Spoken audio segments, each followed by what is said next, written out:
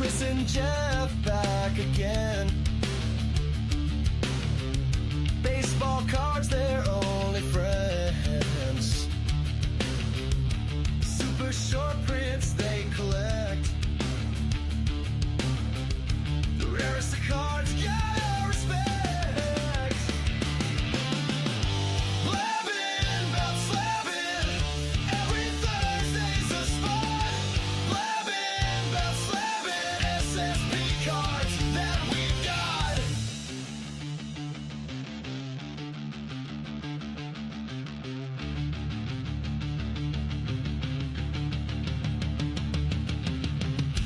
Tune in now, don't be late. Baseball cards, it's worth the wait. Chris and Jeff, they got the scoop on the cards with the best clues.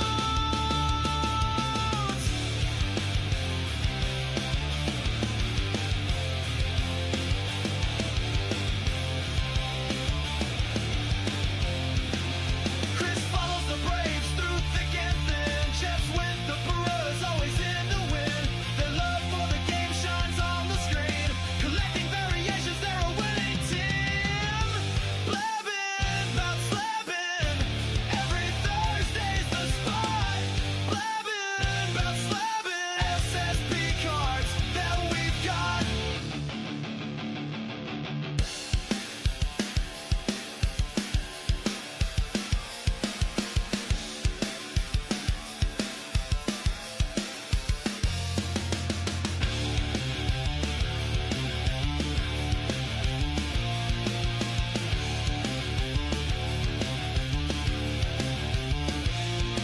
From rookies to legends, they're on the prowl. Chris and Jeff have the power to jinx them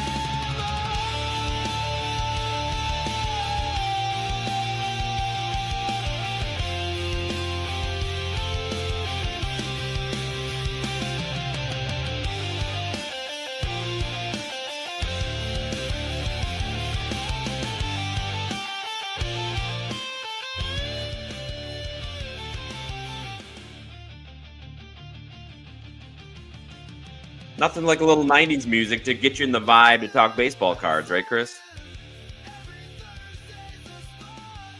Oh, you got to unmute. We're still getting your pouring. Yep. All right. There we Sorry, are. I was going to say I need a minute for these goosebumps to go down. I'm telling you. That gets me fired up. Welcome to Blabbing About Slabbing. It's another Thursday night. A lot going on. We're going to talk about one of our favorite non-slab topics tonight, and that's raw cards. Cards that aren't in slabs.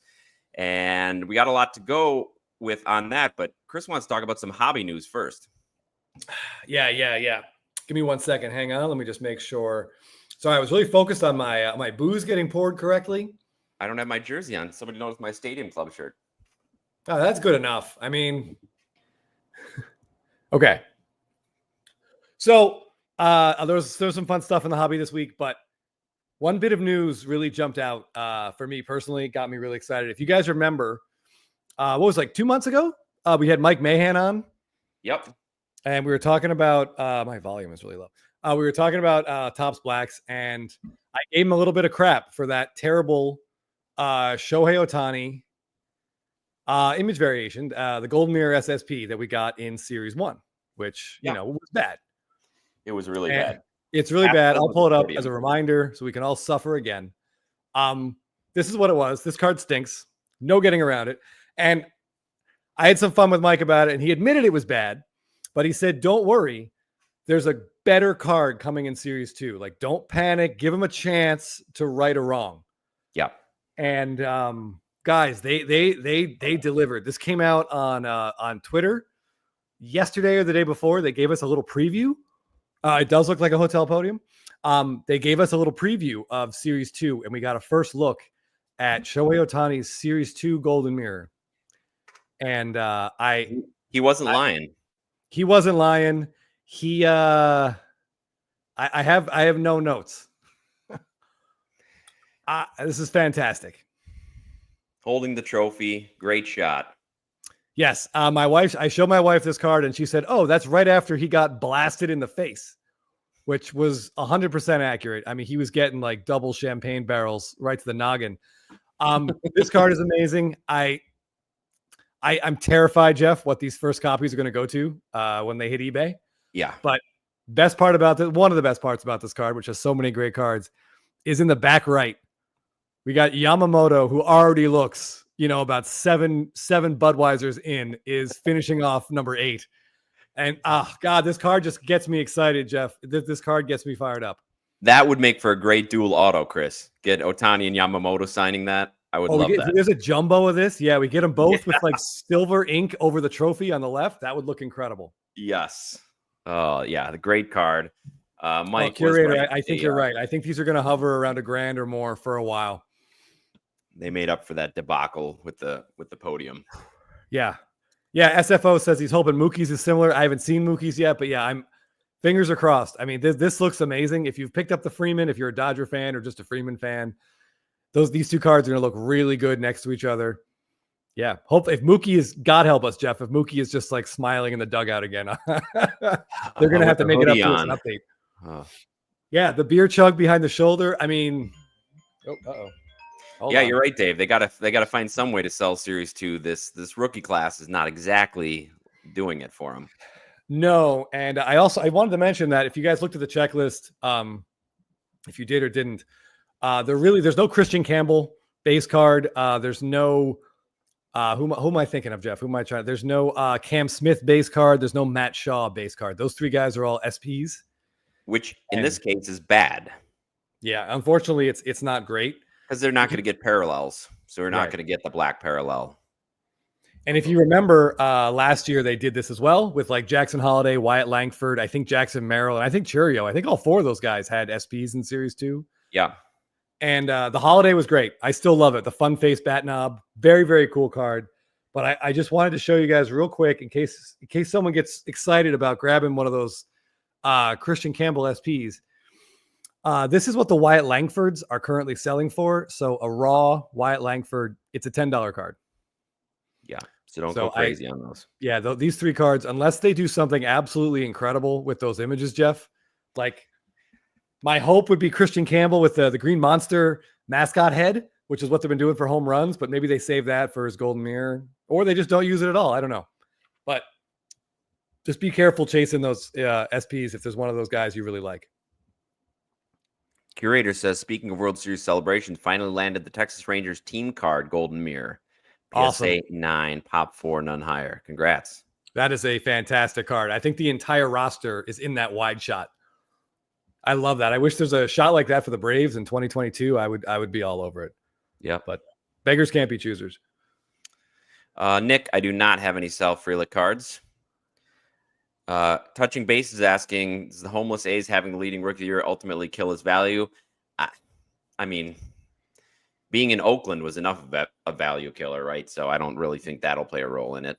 Yeah, I mean, if he gets 200 hits this year with 100 and some odd runs, steals 20 bases, I mean, Bobby Witt plays in Kansas City and he's got tons of value. So I don't think it necessarily kills Jacob Wilson's value, but I question, what's the ceiling for Jacob Wilson's value card wise in the first place. But I mean, we'll see when they get to, if he's still there when they get to Vegas, that team could be really, really popular nationwide very quickly. Chris, do you happen to have the Churio card up there that you could pull up from series? Yes. The image right in the same. Yes. Give me a second.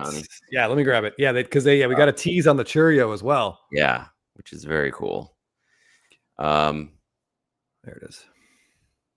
CP, how would you rank Soto card values by team right now? Right now, I say it's the Nationals and then everybody else. Yep.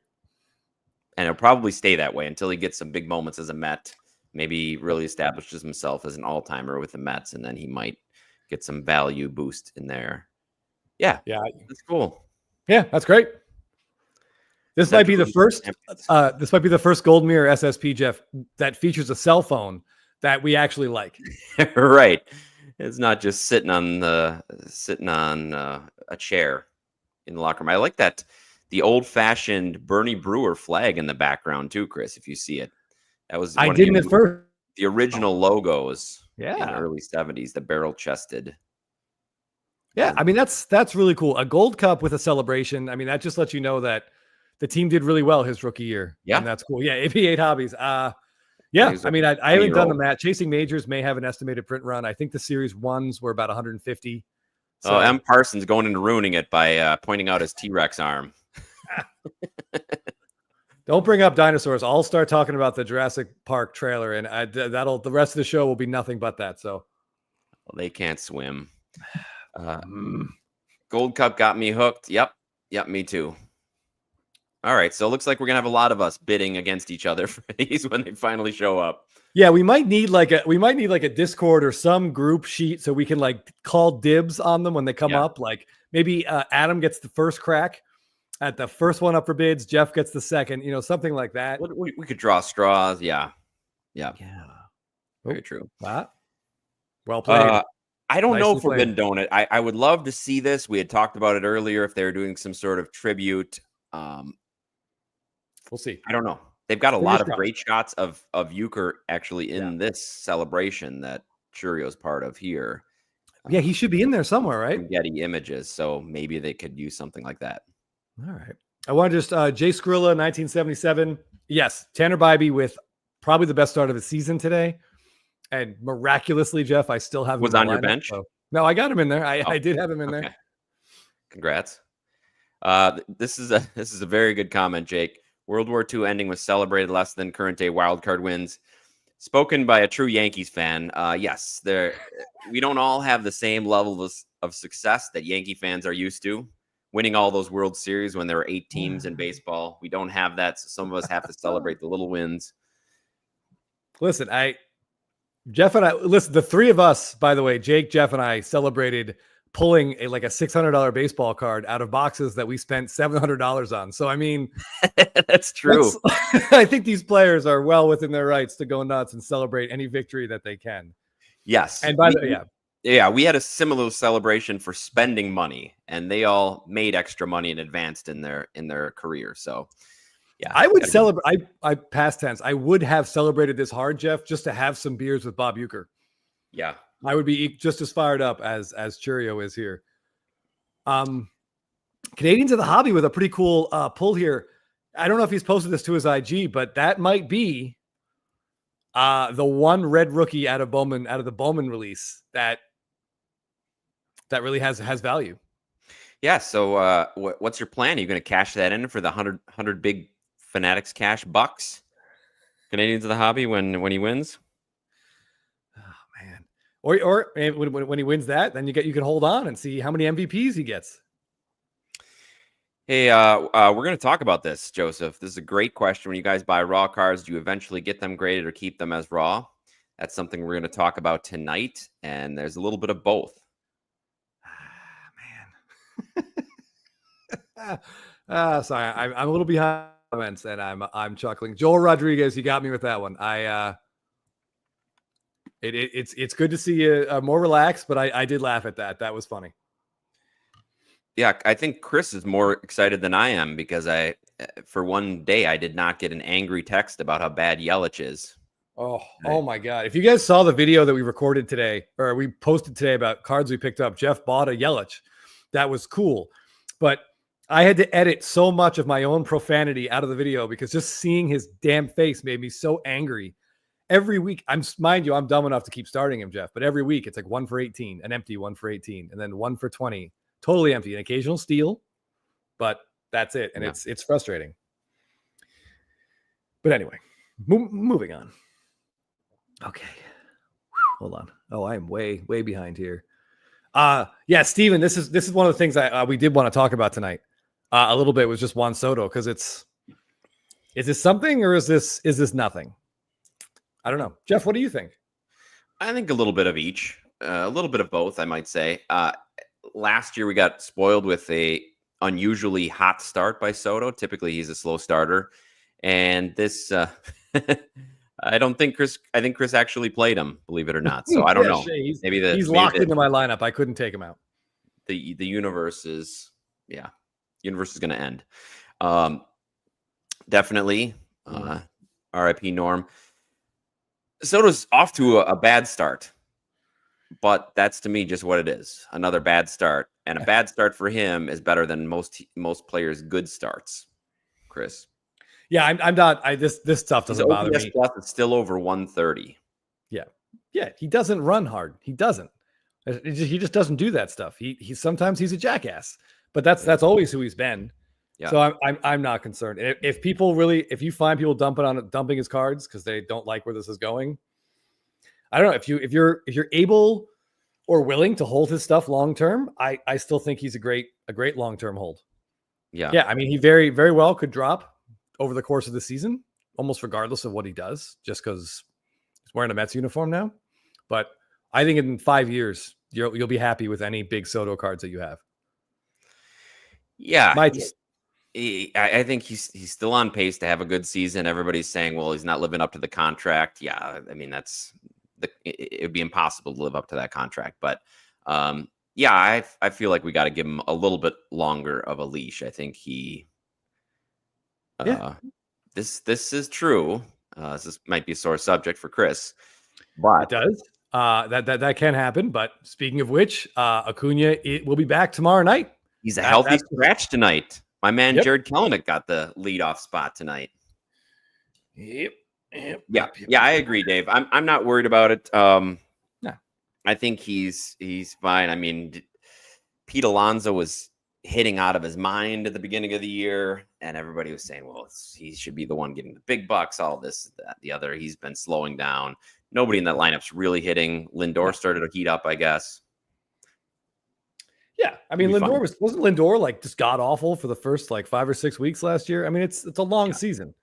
Yeah, the Mets are going to be good. I hate to say that. The Mets are going to be good. Their September games are going to matter, and Soto is going to be, stepping up in those games in all likelihood. Yes, leadoff hitter for your AAA Braves. I mean, he's lucky to be in AAA. Yeah. So. The reaction the Yankee fans gave Soto, not surprising. Entire right field turned their backs. I did enjoy seeing that only because I got to see all the different jerseys that the players were wearing. A lot of 99s out there, but there were some obscure ones too. Yeah, that is a great card. And Forbidden Donut, if that's what you are responding to, that would be. Remember, Stadium Club last year had Soto like sort of signaling to the roll call. Imagine this version of him in his Mets uniform and all the fans with their backs turned to him. Yeah, that'd be a pretty badass card. Yeah. But yeah, that was a great move. I'm impressed that they had that sort of follow through to make a plan amongst all those people. That was a great idea. Yeah, they did well. Voiced their opinions. Yeah, but there's no better way to get it. Oh, sorry. Oh yes, I wanted to mention that, so we got to get that link in there because it's coming right now. We've got a big prize tonight. Tonight is Philadelphia Phillies trivia. Hopefully you brushed up on your Philly history, and we will get to that a little bit later, but get signed up in there now. Yeah, I gave you guys one of the questions last week, and that is 100% in here. Yeah. Yeah, Roman Anthony. I don't know if it's Roman Anthony or Marcelo Mayer. I don't know who gets called up first, Jeff. I see there's some chat there in the comments. Trevor Story is horrific at the plate, and his defense has also not been very good. I watched him field a ground ball and not know where to throw it 2 days ago, and it cost the Red Sox like 3 runs. So it seems to me that he might be the guy that goes right to the bench, and we'll see what Mayer can do over 2 weeks. I'd be excited. I will be in Atlanta a week from tomorrow for the Red Sox Braves series. Yeah, I would love to see Mayer out there. I believe it's pronounced Meyer. Meyer, from our Boston Red Sox fans told us it's pronounced. Sorry, I am not good at pronunciation. Mayer. I still struggle with Glaber or Gleyber Torres. I deal with that. I do with that one. Yeah, Shelly right here. Drafted him in one league, kept him in another. Yeah, good stuff. He actually got injured the day after our draft, Jeff. Yeah, that sounds about right. Yep.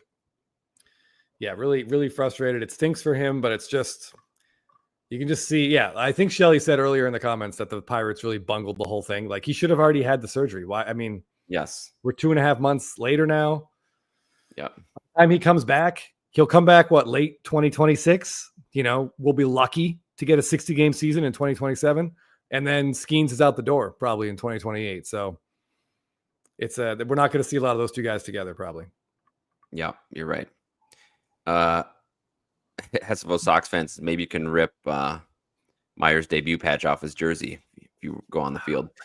We had a question about the Series 1 Otani. That's the airbrushed one, right? Yeah. He and Soto both had airbrushed SSPs in Series 1 last year for their new teams. Not a huge fan of that one. You're right, it is pretty rare. I don't even know what they're going for. Maybe there's long-term value if people forget that it was photoshopped and not really when he was on the team. Maybe, but yeah, it is. Really you guys know that Jeff and I love a really good super short print. And that is one that neither one of us made any attempt to acquire. So Right. we don't, obviously our personal opinions, we don't really believe in it in that card long-term.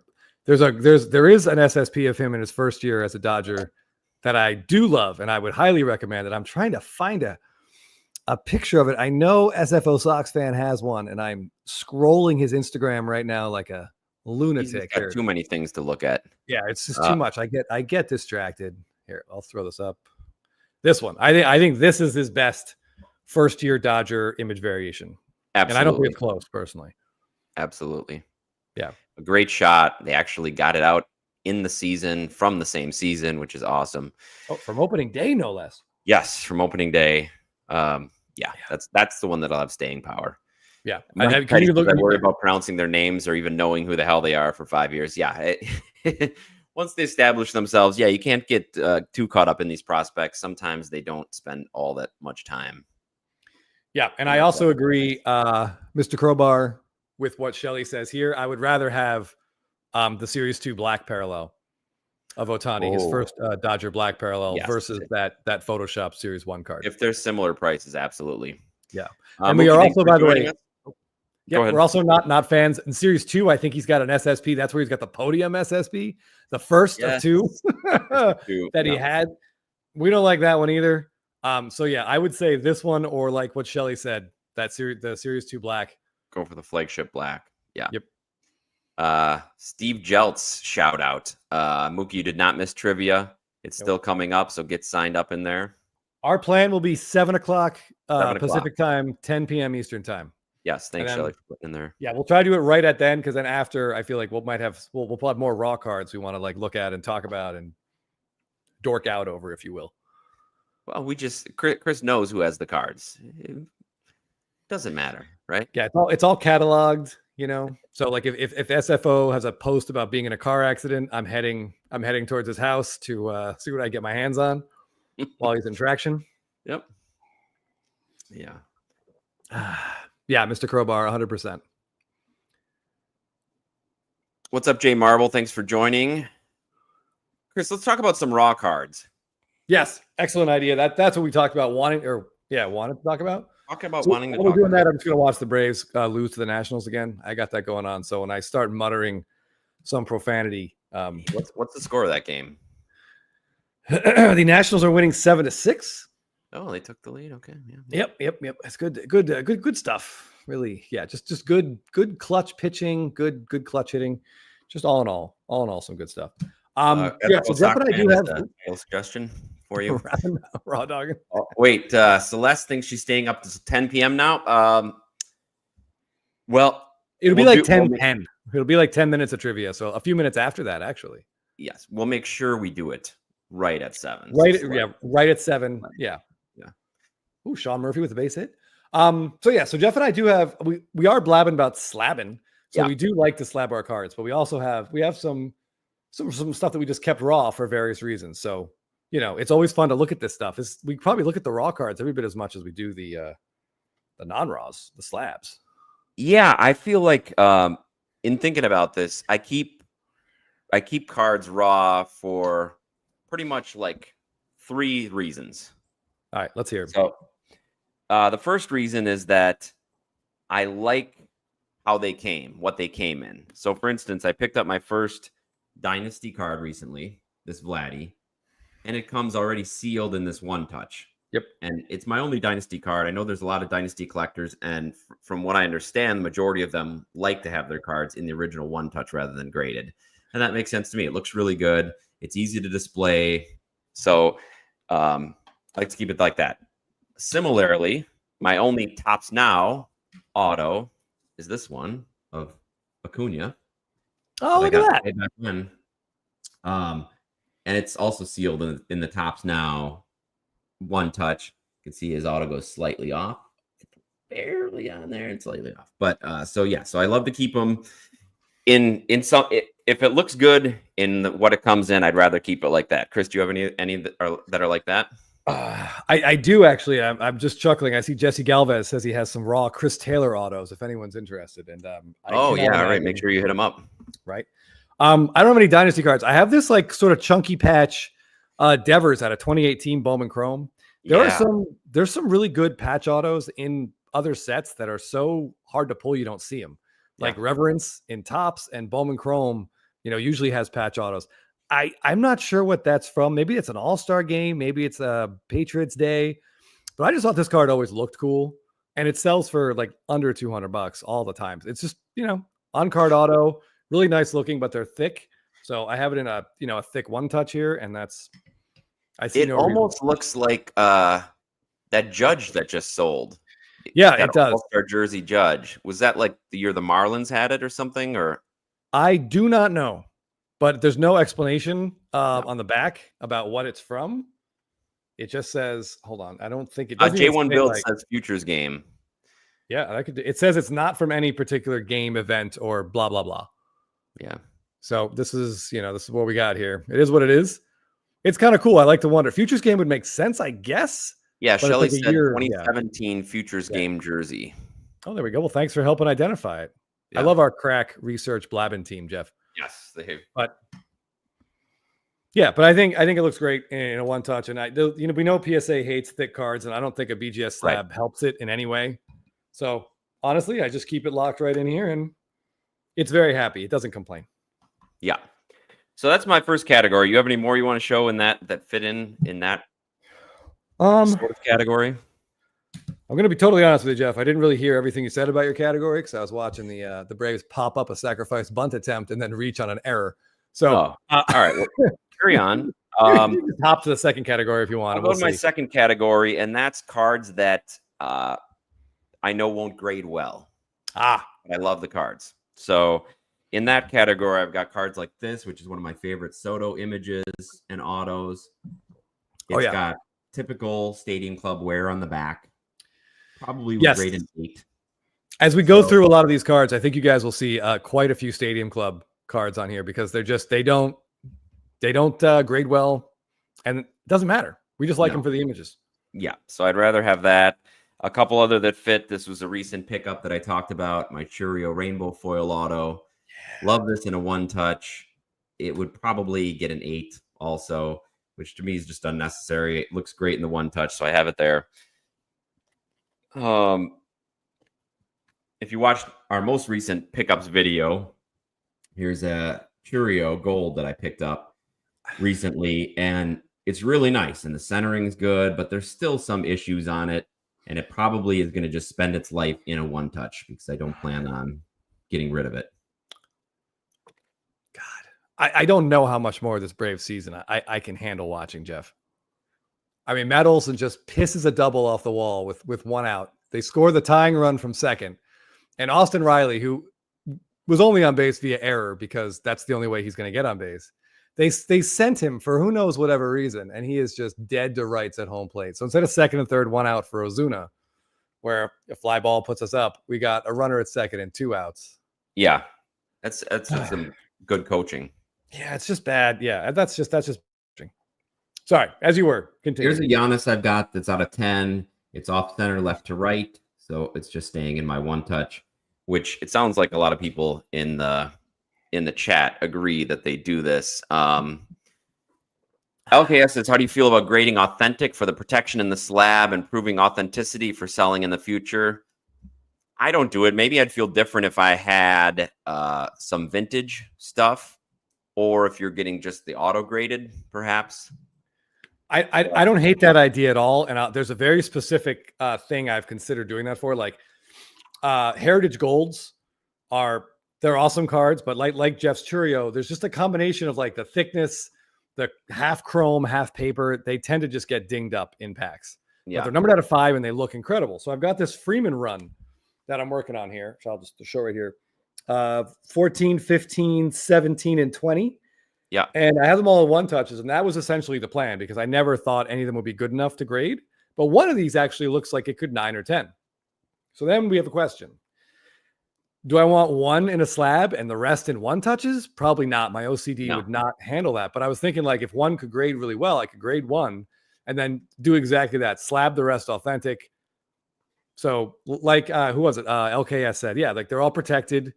And they all can line up next to each other in a slab binder or a slab box. So that is something I have considered, but only in like that really weird like mental space where like my OCD activates if something is slabbed and something isn't. Yeah, I could see that. I was suggesting to Chris that he just keep them all in 1-touches. If he manages to find a second copy of that one that was good enough to grade that and sell it and pay for the other ones. But yeah, I could see it. Yeah, Thick Boy. It's been like I've been looking for these cards for about a year and a half. I think I kind of officially mentioned it approximately a year ago, maybe a little bit less. But yeah, some of these, there was a little grouping of 3 came really quick, and then the 4th one was fairly recent.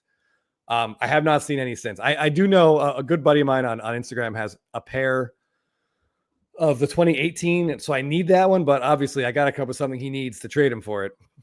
So we'll see. But it's been slow and a little bit steady, which is nice. Yeah, it's going to be a long project, probably. Yeah, Mike Stroh cracked a PSA 10 rainbow piece because the rest are raw and the slab wouldn't fit in my display. I get it. SFO Sox fan has a suggestion for you, Chris. Now that they've got the minimum grade back, you could send them all in with a minimum grade notice. If not 9 or greater, slab as authentic. Yeah, I mean, I could see that. Yeah. Similar to your Soto, Jeff, I think the best raw card you and I have together is this Mookie Betts. Love that card. Which is awesome. It's he doesn't have a lot of on-card autos, as we talked about, and this one is great. Pretty sure he's in the outfield here, fielding a base hit, or knowing him, possibly making a nice catch. But these cards are just really cool. I don't see any reason to grade this. It's probably a 7. But yeah, it's great. And if we should have picked up a few more of these. These were like $200-$300 maybe two years ago. Not anymore. They were really inexpensive. Yeah. Yeah. But I mean, if you want an on-card Mookie auto, Stadium Club has become sort of the go-to to not break the bank. The Heritage one has really kind of taken off, I think. Yeah.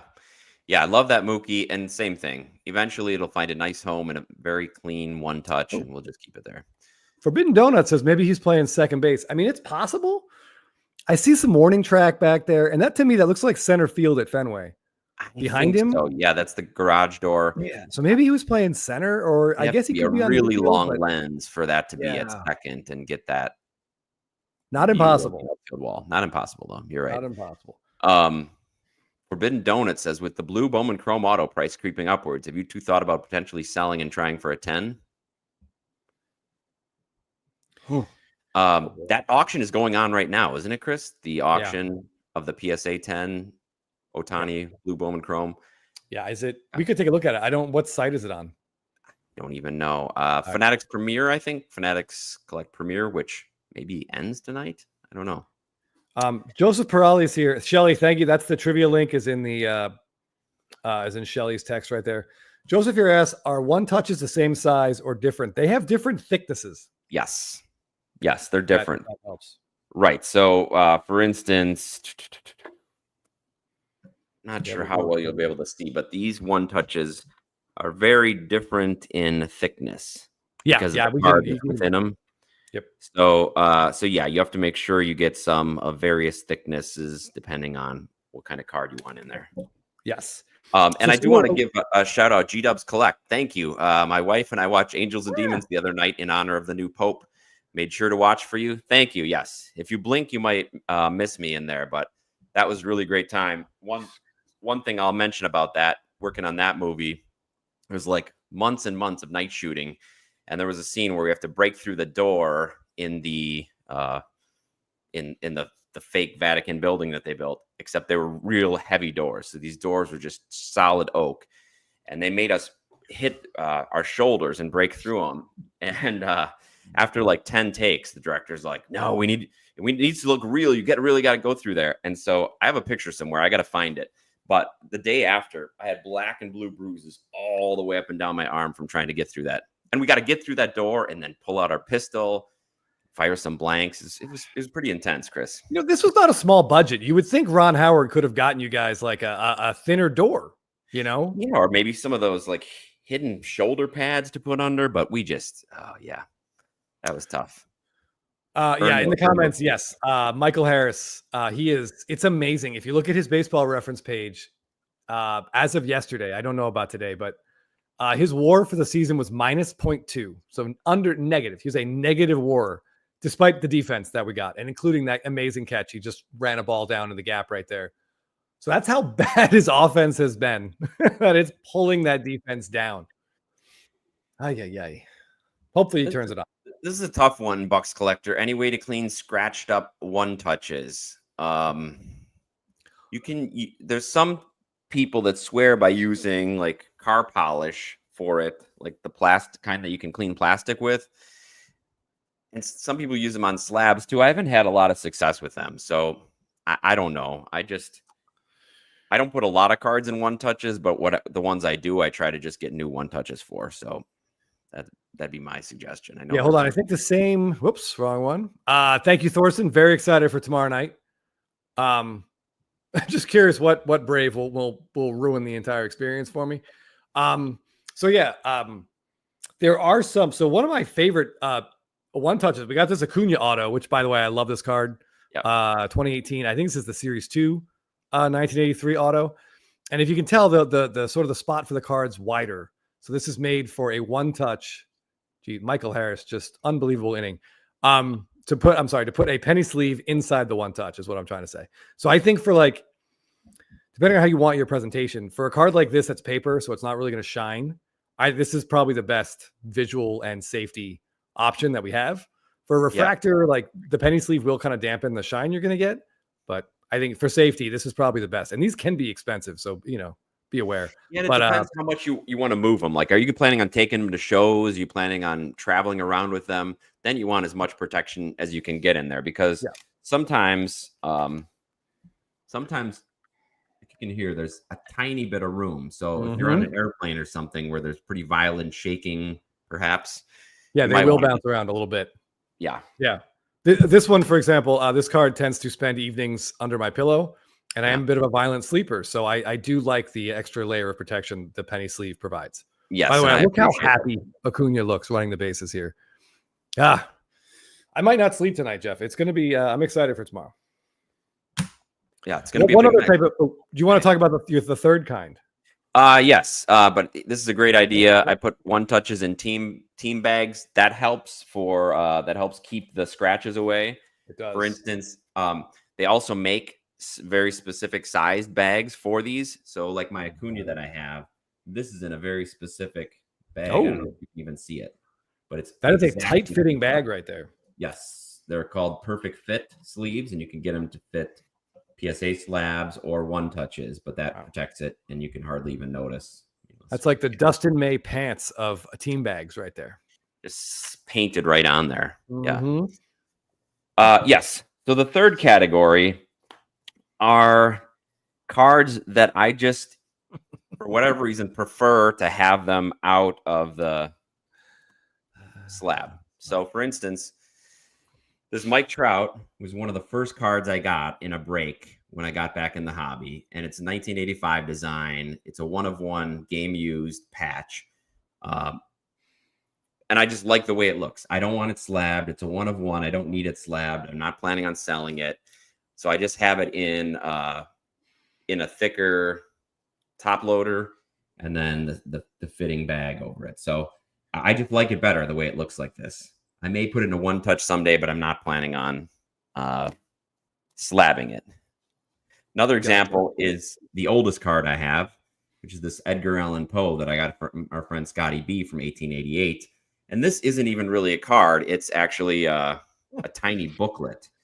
So I've been hesitant to slab it because if you would slab it, you wouldn't be able to look at the book. And taking it out and looking at a book that's a booklet that's 130 some years old is pretty cool. So that's my third category, Chris. Cards that I just like the way they look outside one of one Randy Johnson auto from Transcendent. I'm always impressed with a guy whose hands are that big, like Randy Johnson, can have such a detailed signature. I don't know how he writes that.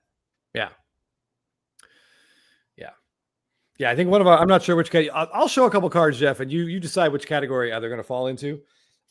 Earlier this offseason, we picked up this clear Aaron Judge, and clears are the type of card I just don't really feel much of a need to slab because I don't think the condition matters. SFO Sockspan is just saying the exact same thing.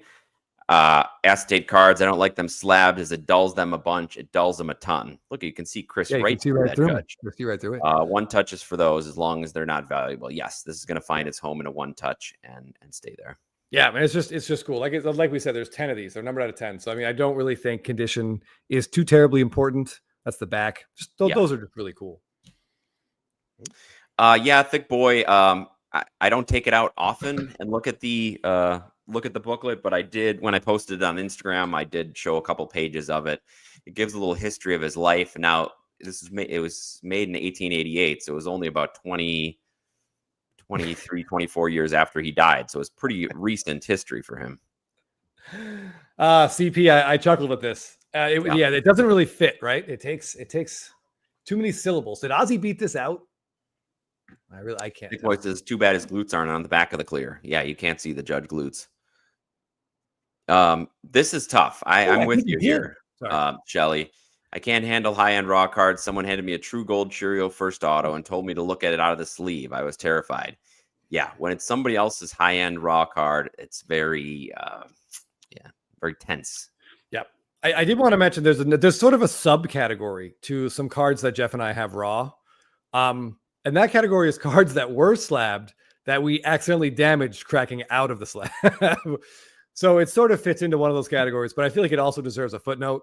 We don't have that many of these, thankfully, but this is probably the best looking one. And it's a card we look at all the time. And it's a reminder that our sort of greediness that the PSA 9 that it didn't deserve wasn't good enough. It now sits in a one touch, but here's a Mookie Betts Stadium Club SSP with the flag, like one of his best images. Very cool. It was perfect when we got it. Came back a 9. We were so mad. It should not have gotten a 9. We were a little too angry, got emotional cracking it, and we just nicked the corner with it. So and that was in one of those really gooey, crunchy slabs that thankfully they've gotten rid of. Yeah, Thick Boy, I love this card too. It's like for a long time, Mookie was not getting great images from Topps, and this was by far one of his best early images. And there's a while you never saw this. We were excited to have it. And then, we just unfortunately, emotions got the better of us, we'll say. Yeah, you're right. That's a separate category. Hopefully it won't be a greatly expanding category. J Marble says Zion cases have PSA-like PDF sheets to print labels. It's really cool. I have several of my cards in those that I do not intend to grade that you just keep in the Zion cases, you're saying, J Marble? And perfect fit. Yeah, that's where I go to get these. Just make sure you get the right ones, either team bags, or you can get them for specific one-touch sizes, or get a variety pack, which I've gotten. Oh, did Thorson put a link in here for the scratch remover? Oh, I didn't see it. If he did, I did not see it either. But Maguire's auto polish. Yeah, I've used that in the past on slabs, and sometimes it works. Ninja Squirrel 130. I have not watched the Netflix series. I think it was about the Red Sox? Red Sox last year. I thought it was about the Red Sox last year. I didn't see one from 2023. So did it come out last year for 2023? I didn't see either. If there are, the trailer came out earlier this spring, and it was for last year. So a lot of Tristan Casas and Jarren Duran. I didn't see one from 2023. So if there is one, let me know what team they used. The fact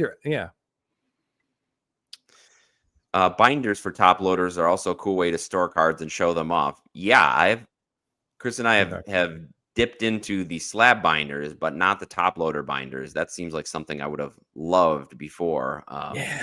Yeah, I see like that. Once I got that slab binder and we started talking about them, I started seeing top loaders on Instagram a lot, top loader binders, and they look good. They really do. Yeah. Oh my God. By watching the Braves just ruin that inning is just It's almost amazing. I wish there was a way to bet against or like bet for the thing that should never happen happening. Like these are professional baseball players and they just can't do the simple thing that you're supposed to do in every situation. It's really frustrating. Anyway, neither here nor there. They don't belong. They're not a major league team.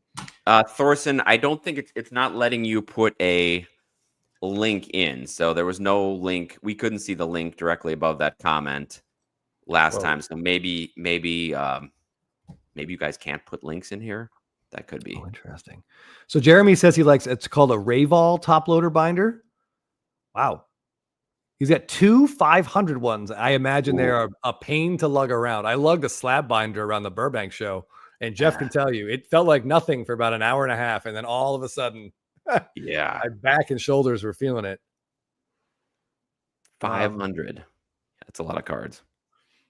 Hold on. Speaking of bets, Royale Benjamin. I mean, listen, I want to crap on Harris for the terrible hitting, but the defense is so incredible. I just hope that when he comes up, it's not a big deal. Like, I just hope it's not a big spot. But generally, that's how I hope for everyone who isn't Matt Olson and Marcell Ozuna. All right, so I wanted to just I mentioned the Freeman Heritage run, Jeff, but I have another Freeman run that I will forever keep in these one touches because in 2022. Topps decided that the centering of baseball cards was just going to be something they'd mess around with. I think it had to be for their own amusement. There's no way they were trying to center cards in 2022. It must have just been a joke.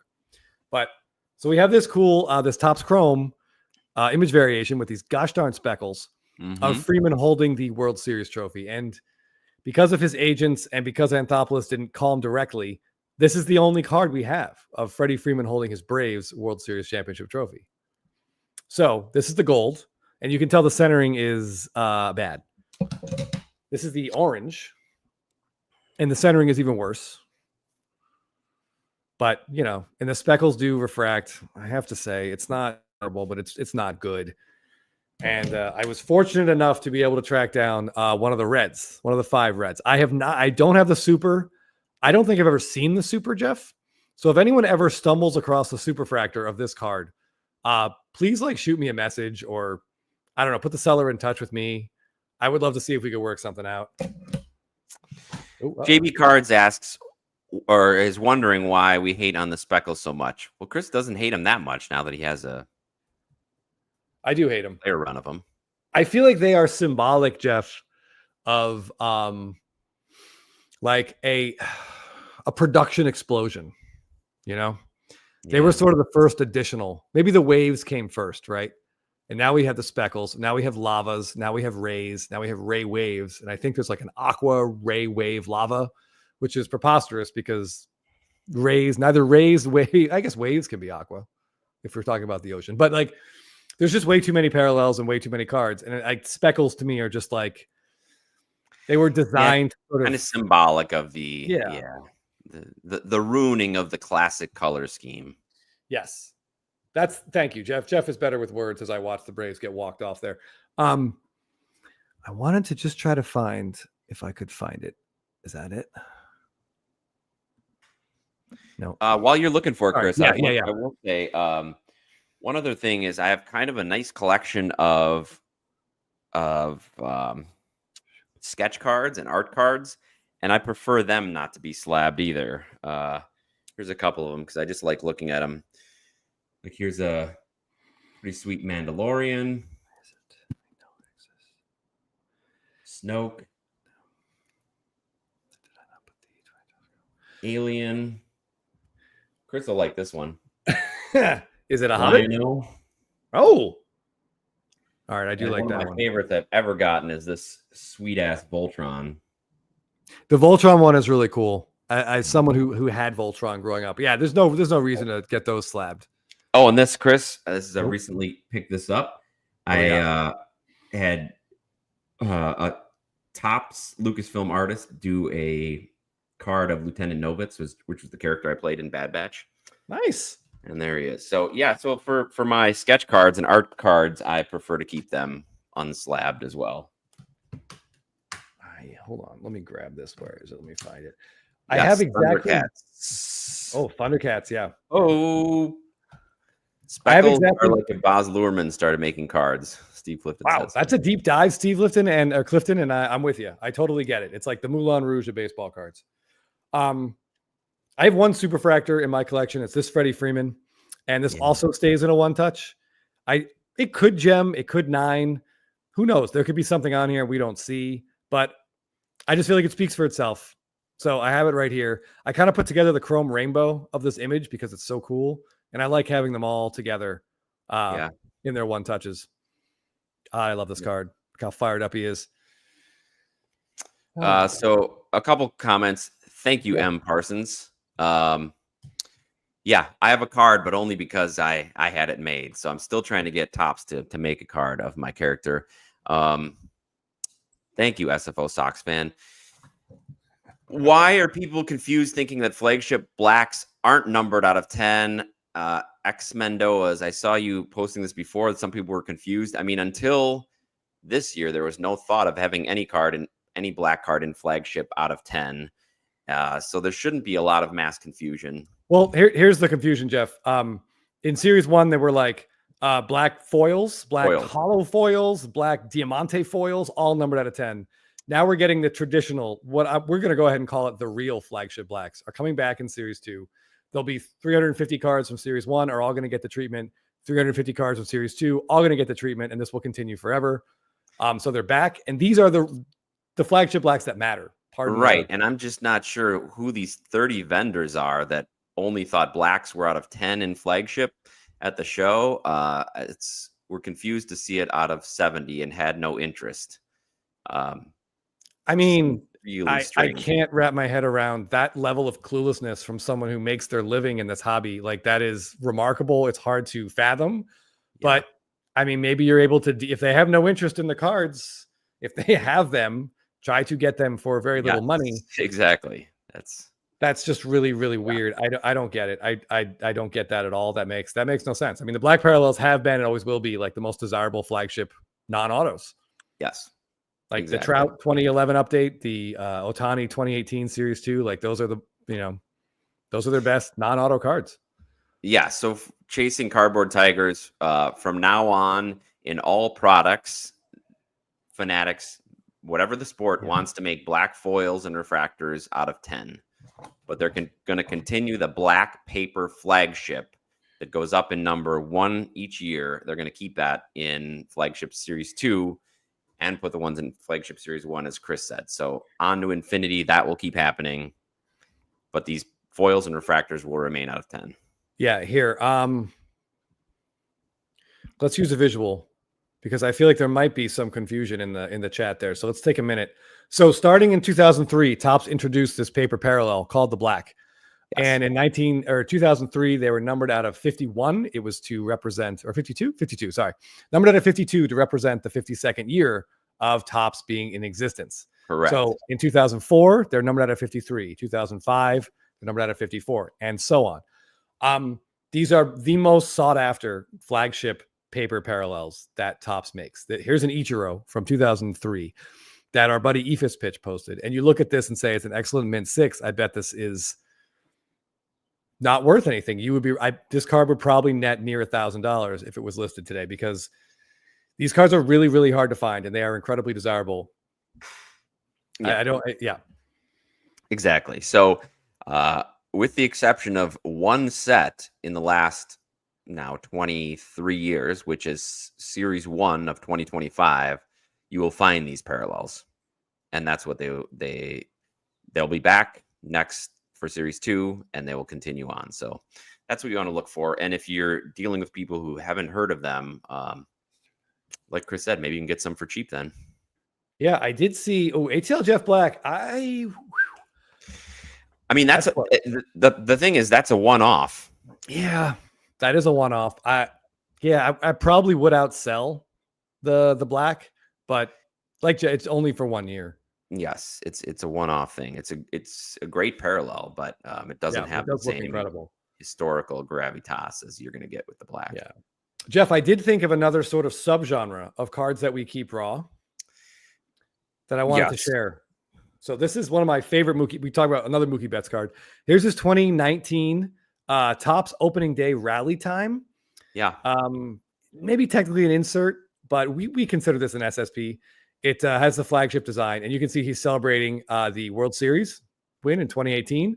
I still think probably the most dominant Major League Baseball team since, I don't know, maybe since one of those Yankee teams from the late 90s. Like, these guys were wire to wire, and they didn't really struggle in the playoffs.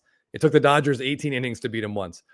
Anyway, this remains in a one touch with a penny sleeve inside due to a alcohol-related mishap where this was in my shorts pocket when I threw my shorts into the washing machine. So unfortunately, this card is, let's just say, not gradable. I would say that's pretty good condition for having gone through it. Well, it was painter's taped and team bagged, so it was about as well protected as it could have been. But yeah, X Mendoza. This is one of my absolute favorite Mookie cards. Yes. Yeah, and he's right. He has some bad looking SPs and SSPs, but that's a great shot. Yeah, this is definitely one of the best ones. Yeah, Jay Builds. It's awesome. You can get it altered, like going through the washing machine. Chris, somebody earlier, now I can't find it. It was I'll just try to paraphrase the question or the comment. It was that they hate when PSA marks something as SP or SSP instead of giving it the name variation, and they're trying to get some consistency with that. Where are they on that front? Yeah, I think they're trying to. If we all want image variations to become more popular and like more understood in the hobby, and I think the only way to do that is to have them labeled as such. Like, stadium clubs seem to be, they're going with variation. Then for Topps, we're now seeing Gold Mirror SSP or just SSP, and I'm okay with that. I'd almost prefer being an SSP because sometimes at a show you see people post a card and people asking, "What is that?" Like, it just says Freddie Freeman white jersey. What does that mean? Like, what? Yeah. Why is that card special? Like, what makes the jersey different, or what makes the jersey matter? So I think saying SSP on the slab, though it's a bit boring, and Jeff and I love to sort of laugh about what Topps chooses to, or PSA chooses to highlight in the image, like with Toke, for example. But I think it's better this way. I wish they would do both. I wish they would do both. Just say, SSP walking. I don't know why they can't do that, but they just need to get some consistency. Ink isn't free, Jeff. You know, I mean, if they have to print 1,000 slabs with a few extra words, it might cost John them wants like both $2. as well. I'm with you, John Fry. Yeah. Here to put this up before. Yeah, Shelly is right. Yeah, I think those 2018 Indy and Black parallels are pretty great. We haven't seen an Otani. We're talking single-year parallels. Both of those are right in that top rank with the Hope Diamonds. Cardboard showcase. Okay, go ahead. All right, sorry. I just saw this one come up from DS. A card that was distributed at the National. I would say no. Yeah, I've had a few Giannis National cards, and they just haven't held up well value-wise because people really prefer pack-pulled cards or cards that everyone ostensibly has a chance at getting. And distributed at the National probably isn't going to be like that. They might be short print, but I wouldn't consider it an SSP, and they might be worth holding, especially if it's a PC player for you. But I would not look at it as building the same sort of long-term value as something else. Cardboard Showcase is right. 2017, they were copper and not black. Thank you for pointing that out. We're about a minute away from running trivia. I put the link in there. Yeah. Celeste's family is a big Phillies fan. We know she does have to get to bed. She does have to get to bed. We want to make sure we run this at a reasonable time. So we're going to shoot this off in about a minute or two. So please get in there. Should I show them what we're playing for, Chris? Absolutely. Oh, yeah. I thought you here's what we're playing for. The Braves game and not paying any attention to what was going on. Yeah. Jeff's got a great prize for a baby blue Phillies jersey. Now, should we tell them? If you're a Phillies fan, you probably know who are number 45 in this era of jerseys. But if you're not, he may show up in the trivia. Yes. Yeah, I think we can give him this hint. That's okay. We can throw him a hint. This is a Tug McGraw jersey. Is it correct? Is that right, Jeff? That's great. Yeah. The father of country star Tim McGraw. Yeah, this is it's a very cool jersey. Jeff is kind enough to donate. Yeah, so this if I win, I will burn that thing. Well, ATL Jeff Black, you're gonna have to know some Phillies trivia. There are some easier ones. I gave everyone one answer last week. That's the first question. So if you were with us last week, you better get that one right. There's some funny questions, but there are some relatively tough ones here. Jeff, what do you think? How would you grade this one on a scale of difficulty? This is probably an 8 out of 10 on the difficulty level. Ooh, there we go.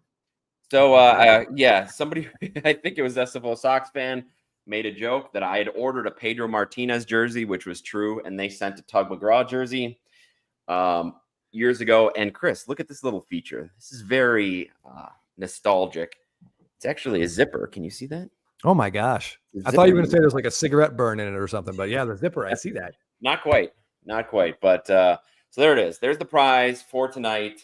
I hope a Phillies fan gets it. And if they don't, hopefully somebody can burn it. Do with it what you want. Tug McGraw he was a really good relief pitcher, and he has some very, very funny quotes out there that are definitely worth checking out. He's like a Yogi Berra. Yeah, similar to Yogi Berra, usually a bit more adult themed. Yes. David, I don't know. Judge seems impervious to me. So I don't know. We'll see. Bucking the trend so far. Yep. It smells of Marlboro and Maker's Mark. I could add that for you guys. We could find somebody. Right? We could go to one of these local dive bars and let it hang out there for a while. Absolutely. Okay. All right, Jeff. What are we on time? Oh, it's 7:01. Tug McGraw. Right. It's a great name. All right, everybody get in there. Let's do this. Everyone get in there. We're gonna run this at 7:02. I'll hit play. But yeah, that's a good prize. Oh, by the way, did our winner last week, Jeff, get in touch with you? Because we owe him a Tigers prize pack. He did. In fact, I just got the Ron, I believe is his name, from Michigan Graphs. I just got it in the mail today. So please keep checking your mail. I sent out a little Tigers surprise package for you. So yes, that's out. Thank you. Star Huddle 77 says whenever he says raw card, everyone else hears raw card. I'll be honest, I slur them together because sometimes it does. I like to like if you're an It's Always Sunny fan, the way Danny DeVito said boy's soul. Anyway, a little deep dive there. Okay. Do we have any throwback? JB cards, we have one. Jeff is sitting on a very nice Christian Yelich, which makes me less angry today than it did yesterday. Well, that's a heritage throwback as differentiated from it's like actual jerseys. Which is like the Tops Now produces Throwback Thursday cards. My mistake. Thank you, curator. Yes. And 7, I think you're onto something here. All right, someone got the reference. That's all I need is one, Jeff. I just need one person. Whew. Okay. All right. Who's ready? Let's give away some cool Phillies stuff. I hope you guys know your Phillies baseball. We're going to talk about 2 of these questions afterwards because I think there's some crazy stuff that's happened with the Phillies. So here we go. We're going to start this. Get ready. You and your dad can do this. Yes, Celeste, you and your dad, you guys put your minds together. I believe you can do this. We got 60 people in here. Jeff, we're going to run this. Here we go. Let's roll. Starting the countdown now. Remember, the quicker you answer, the more points you get. But once you answer, it's locked in. Here we go. How many career home runs did Michael Jack Schmidt hit? 548, 575, 605, or 504? Michael Jack Schmidt, one of the greatest third basemen of all time. You guys had a week to look this one up. I want to see 85%. Oh boy. Ooh, okay. It's spread out. Doesn't not a lot of people looked up their homework, Chris, but more than half of the respondents did. Curator with 90. Cardboard Showcase with 88. That's so fast. I don't know if I've seen a 90. Which Phillies player has not won an MVP? Mike Schmidt, Chase Utley, Jimmy Rollins, or Ryan Howard? Had a lot of MVPs there in Philly, Chris. Yes. The one that has not won had a nice game of catch with Mac from It's Always Sunny, if I'm not mistaken. Little hint. All right. 28 people said Chase Utley, and you guys are correct. And the 4 people that said Mike Schmidt, we're going to have a conversation when this is done. Oh, yeah. Cardboard Showcase takes the lead over. Who was the MVP of the Phillies 1980 World Series Championship? No answers yet. Why don't I see any answers up there? Oh, boy. It's interesting. So everybody's going to get credit for that question. That's really weird. I don't see why didn't that show up? 35% of you still answered correct. Did you guys get it? I'm concerned. I think boy. All right, we're gonna hold on. You better pause it. Yeah, give me a second. I don't know why some of those questions were not showing up. Let me see. This Hold on. hurts. This hurts, SFO Sox fan. Oh my goodness. Yeah, this is really frustrating.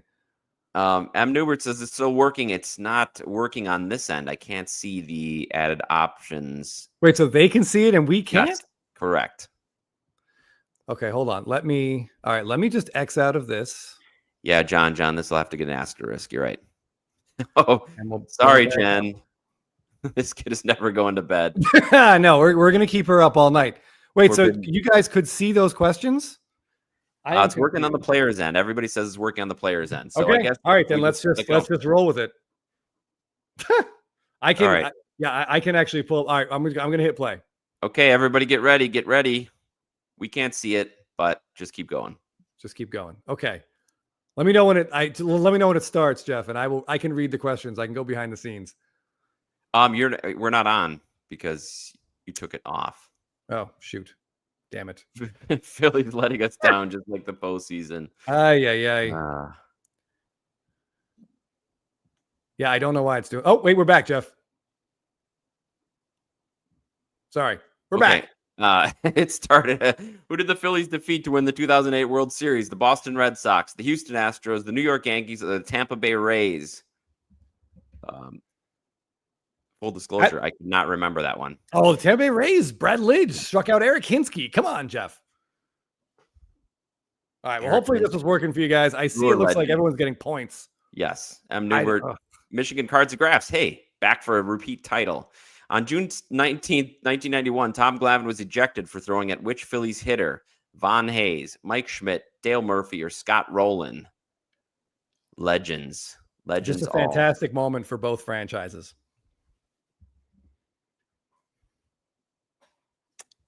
39% of the people went with Dale Murphy. That is correct. Phillies legend, Dale Murphy. Celeste Dad pulls out in front. Oh, I love where this is going. All right. What Phillies pitcher won 27 games in 1972 when the team went 59 and 97? Curt Schilling, Jim Nash, Steve Carlton, or Bill Champion? 27 games. You win 27. Your team only won 59. That's what's incredible, Jeff. We talked about this. No other pitcher on that staff was over 500. No. Unbelievable. 27 wins. Steve Carlton, Hall of Famer. Celeste Dad starting to pull ahead, 41 points. Fan favorite in the lead. All right. See if he holds it up. Who was the 2022 NLCS MVP when the Phillies beat the Padres? Kyle Schwarber, Bryce Harper, Trey Turner, or Zach Wheeler? This was a momentous NLCS for this particular player. Well, the biggest home run of his career. Hell of a moment. 53% went with Bryce Harper, and you guys are correct. 30 people got it right. Congratulations, Celeste Dad. M. Newbert coming back. There, Newbert closing the gap. And Newbert, this might be one you don't want to win. Who famously said 90% of my salary I'll spend on good times, women, and Irish whiskey. The other 10% I'll probably waste. Scott Rowland, Lenny Dykstra, John Kruk, Tug McGraw. There's a lot of guys there who I could see saying something like that, but only one actually did. Ooh, a lot of Lenny Dykstra answers, but it is Tug McGraw, the man with the jersey that we're going to have. Oh, Rhino Ryder. 3 points. Pulls ahead by 3 points. Going to the last question. Here it is. What Phillies legend's peak male physique is displayed here on his 1987 Topps rookie card? Is it John Kruk, Darren Dalton, Curt Schilling, or Dave Hollins? Poor guy. I don't know why we ever go to the gym, Jeff. We're looking at, top of wow. 85% of the people went with John Kruk. All right. We all want to see it. Very impressive. Your winners are, let's see. I'm glad this part's working at least. Yes. Michigan Cards and Graphs follows up a first place win with a third place. Excellent. Second place, Celeste Dad at 650. Just behind goodness. Rhino Rider at 652. 652, a 2-point win. That's incredible. Congratulations, Rhino Rider. Well done, Celeste Dad, and Michigan Cards and Graphs. Wow, Rhino Rider breaking hearts all over the Congratulations, country. but man, the chat's rooting against you the whole time, I gotta say. Rhino Rider got them all correct. Wow, 10 out of 10. Even the ones that we couldn't see, he still got them right. Yeah, he sure did. I don't know why that happened. That's really frustrating and embarrassing and irritating. Oh, well, we made through it. Congratulations, Yes. Rhino. Rhino Rider, definitely get in touch with us so we can get you this Phillies jersey. Absolutely. That is Rhino Rider, a great name. And I've got to say, I think 2 points is the closest finish we've ever had. It's the closest we've ever had. Yeah. And for That's a pretty crazy. sizable prize, too. Chris C wants to know if you're burning it, Rhino Rider. I hope not, but for that quote alone, it's worth this it's worth is you, wearing the Kyle jersey G. around. You're the Rhino Rider. I don't believe it. I won as a lifelong Tigers fan. Wow. Well, congratulations. Yeah, congratulations. We got a couple Tigers fans in here. That's kind of fun. Sports Guard Corey's, perhaps as a consolation for the technical difficulty, we'll get a Thunderbunk base card. Oh, man. Yeah, we could give out a Thunderbunk consolation prize for sure. You're right, John. Trivia's been way too smooth lately. We're back. I don't even know. I don't know why that happened. That's that usually I mess something up and it's very obvious. That one just came out of nowhere. I don't know. Celeste and Jen and Celeste Dad, congratulations. Yeah. Thanks for staying up with us. Really appreciate it. Said no parent ever. No, I've also gone to Jeff's house and kept his kids awake. So it's, it's kind of a tradition. But Celeste, thank you. Thanks for joining us for as long as you could. Another great quote from Floyd fan. I'm not an athlete. I'm a baseball player, said one John Kruk. I think it's mean that Topps put him in profile right there. Like they didn't have to do that. And that maybe not peak male physique, but that was peak Kruk physique right there. So that was maybe he appreciates it because it only went downhill from there. No Thunderbunk slander. We love him in Twins territory. This is great. I've never heard that before, but Thunder Down Under, that sounds awesome. I don't know, Jeff. I'm not sure why that happened. But I'm glad they could at least see it. Yes, we got through it. So who was that? Kyle?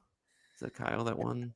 Kyle G. Yes. So Kyle G, make sure you reach out to us. Yeah, curator. I get nervous too. I get scared buying Braves cards. I don't want to buy cards of players that I like. I want to buy cards of this guy so I can torpedo the Yankees.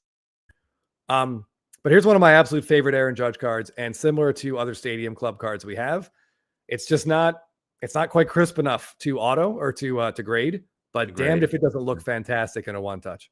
Looks great in the one touch. Absolutely. Yeah, definitely one of his best images. I suspect this ball went further than the rumored 326-foot home run he hit the other day. This looks like a 400. Yeah, this looks like a 440-foot monster smash. Yeah.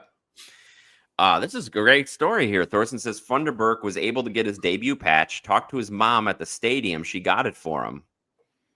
That's a great mom thing to do. Yeah, that's fantastic. That's awesome. I see Rope here has been asking if we've been keeping an eye on Ben Rice at all. He had a really hot stretch there for a while and then slowed down. Is he back to being hot again? Not really. I have him in one of my leagues with Jeff, actually. He doesn't play every day, which is kind of frustrating. Yeah. So it's inconsistent. He's okay. He hits about, I don't know, hits a home run a week. Usually he has like one decent game a week, and sometimes they're going to Colorado for the next 3 days. So I'm hoping, and a lot of our weekly, two of my 2 weekly leagues, I definitely loaded up on some Yankees just to see what happens in Colorado. Yeah. Oh, Adam, just a single on that pitch. No. Oh, David, love this. When I go to Yankee Stadium to photograph a game, I'll make sure I get some images like that for your autos. Please. Yeah. I mean, that one looks fantastic. Ooh, Forbidden Donut, big time. Yeah. I've had him in fantasy, so I was keeping a close eye. Big time. Back down to earth. Yeah, that correction was due, but now the question will just be, can he adjust back? But we'll see. Yeah. Oh, Pete Crow Armstrong. Yeah, he has been absolutely on fire. for fantasy, for sports cards. John Fry says his mom called every card shop in the country looking for his Wow. debut patch. Someone should have just told her to check eBay, but I don't know. Stewie, I still think it's probably Scooble. Wu just doesn't pitch long into games, doesn't have a lot of strikeouts, but he is outperforming Scooble in a lot of cases. I have them both on my on one of my fantasy teams. Yeah, Love to I like them both. go a little longer. Go a little longer. Get some 7-inning starts. Yeah, like Jeff said, I like them both. They're both putting up great numbers, but I think you have to just assume Scooble, unless something changes. How's that for a gutless prediction? Yeah, unless something changes. Yeah, I get this, Pliskin. He's not on there. It's like Miguel Cabrera, not on his first Bowman. It's right, but he is on his first Bowman auto. So I mean, right. just forget about the first Bowman non-auto. It doesn't matter. It's not going to matter. I love the username, by the way. Chasing Majors. He only because it's $100.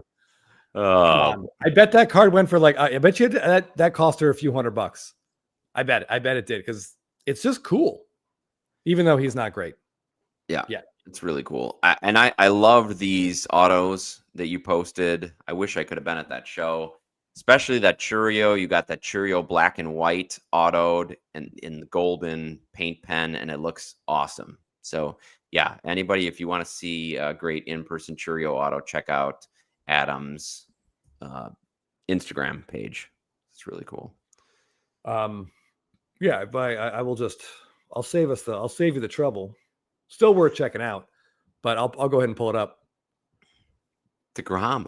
It's funny because I have him in that same league with my other pitchers, and his first couple starts, I was like, yeah. But Chris says you got to stick with him, and I'm glad I did. He's really showing signs of his old self. Oh yeah. Yeah, I believe I said stick with DeGrom and dump Alcantara. I think I did pretty well on that one so far. Yep. Boy, poor Sandy has just not been able to recover what he had. But yeah, those are the three autos that AB8 or Adam posted. And yeah, the gold on that black and white really does pop nicely. Yeah. Yeah, I would have done exactly that if I had been there. We briefly talked about some Stadium Club cards, Jeff, and I will continue to talk about Stadium Club. One sort of little subset that I've been collecting. I'm not saying I'm going for the whole set or anything, but is from 2023 we had these like 91 designed autos. Yes. So I've grabbed a couple of these that I thought were some pretty good moments. Yeah. Rock the shirt. So what I particularly like about these cards, at least I know for sure the Felix and the Jordan, they're from big moments. Jordan hitting the single biggest postseason home run in terms of win probability added in baseball history in the postseason. Right.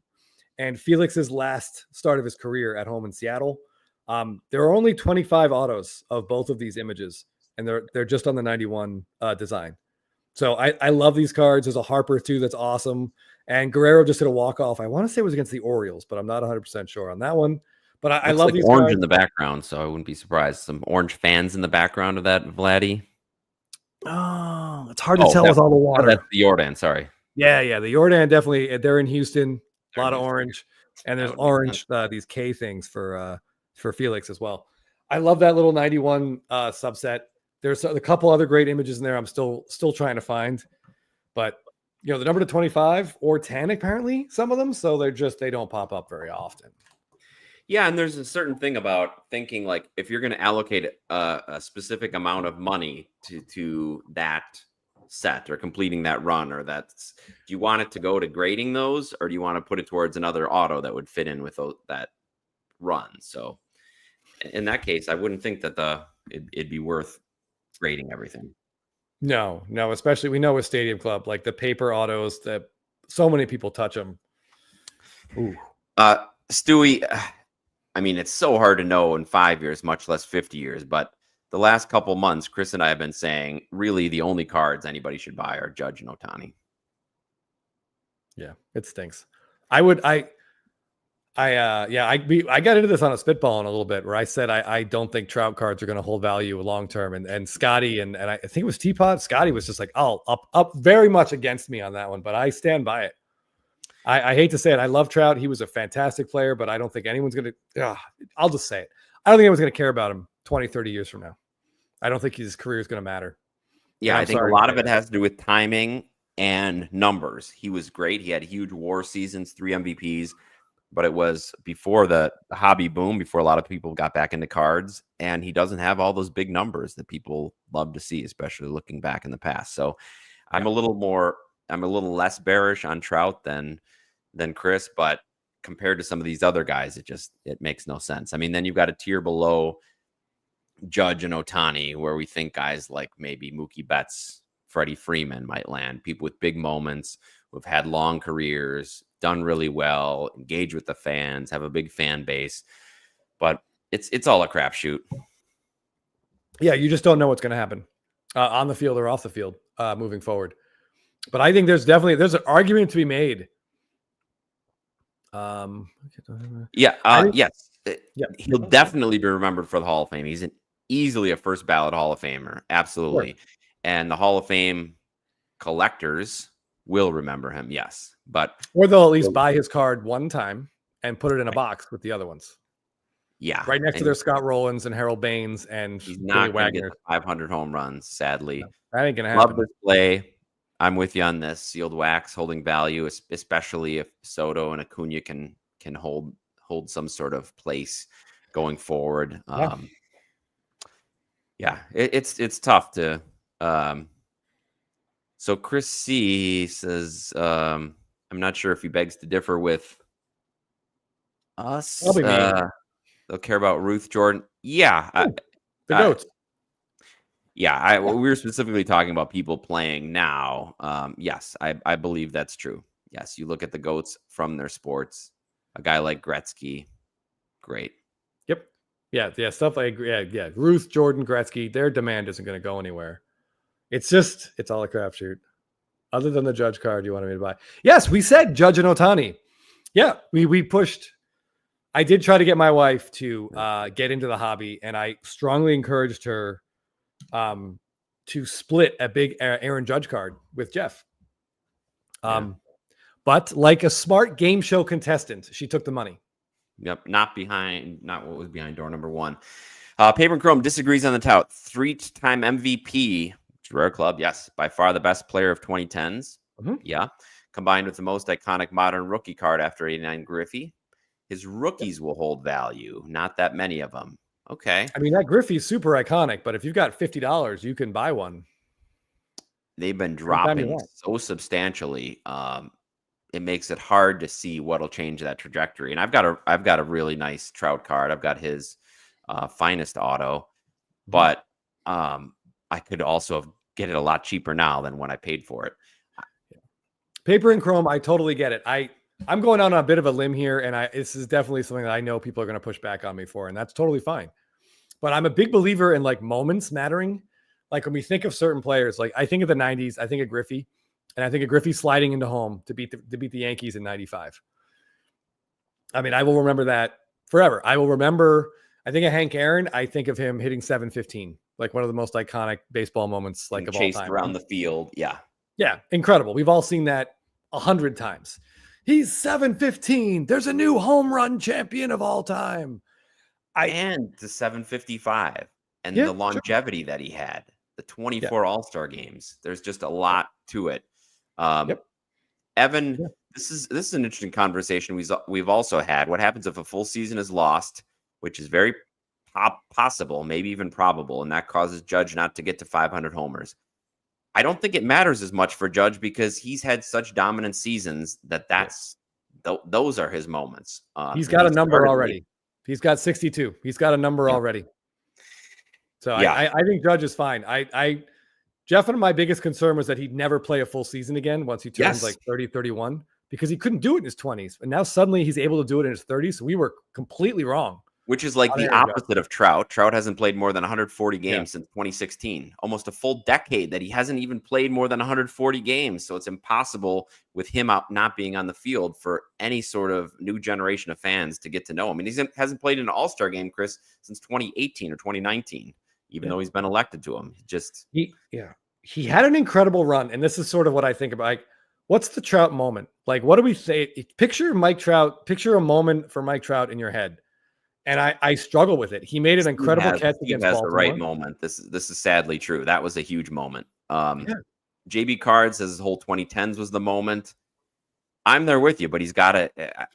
But like, you can't remember a love him. decade. Like, I'm just I trying to love think. him, Like, but- highlights in my head. Like, you know, I remember like Dave Justice homering for the Braves to win a World Series. I can remember, you know, Jeter having some moments for the Yankees.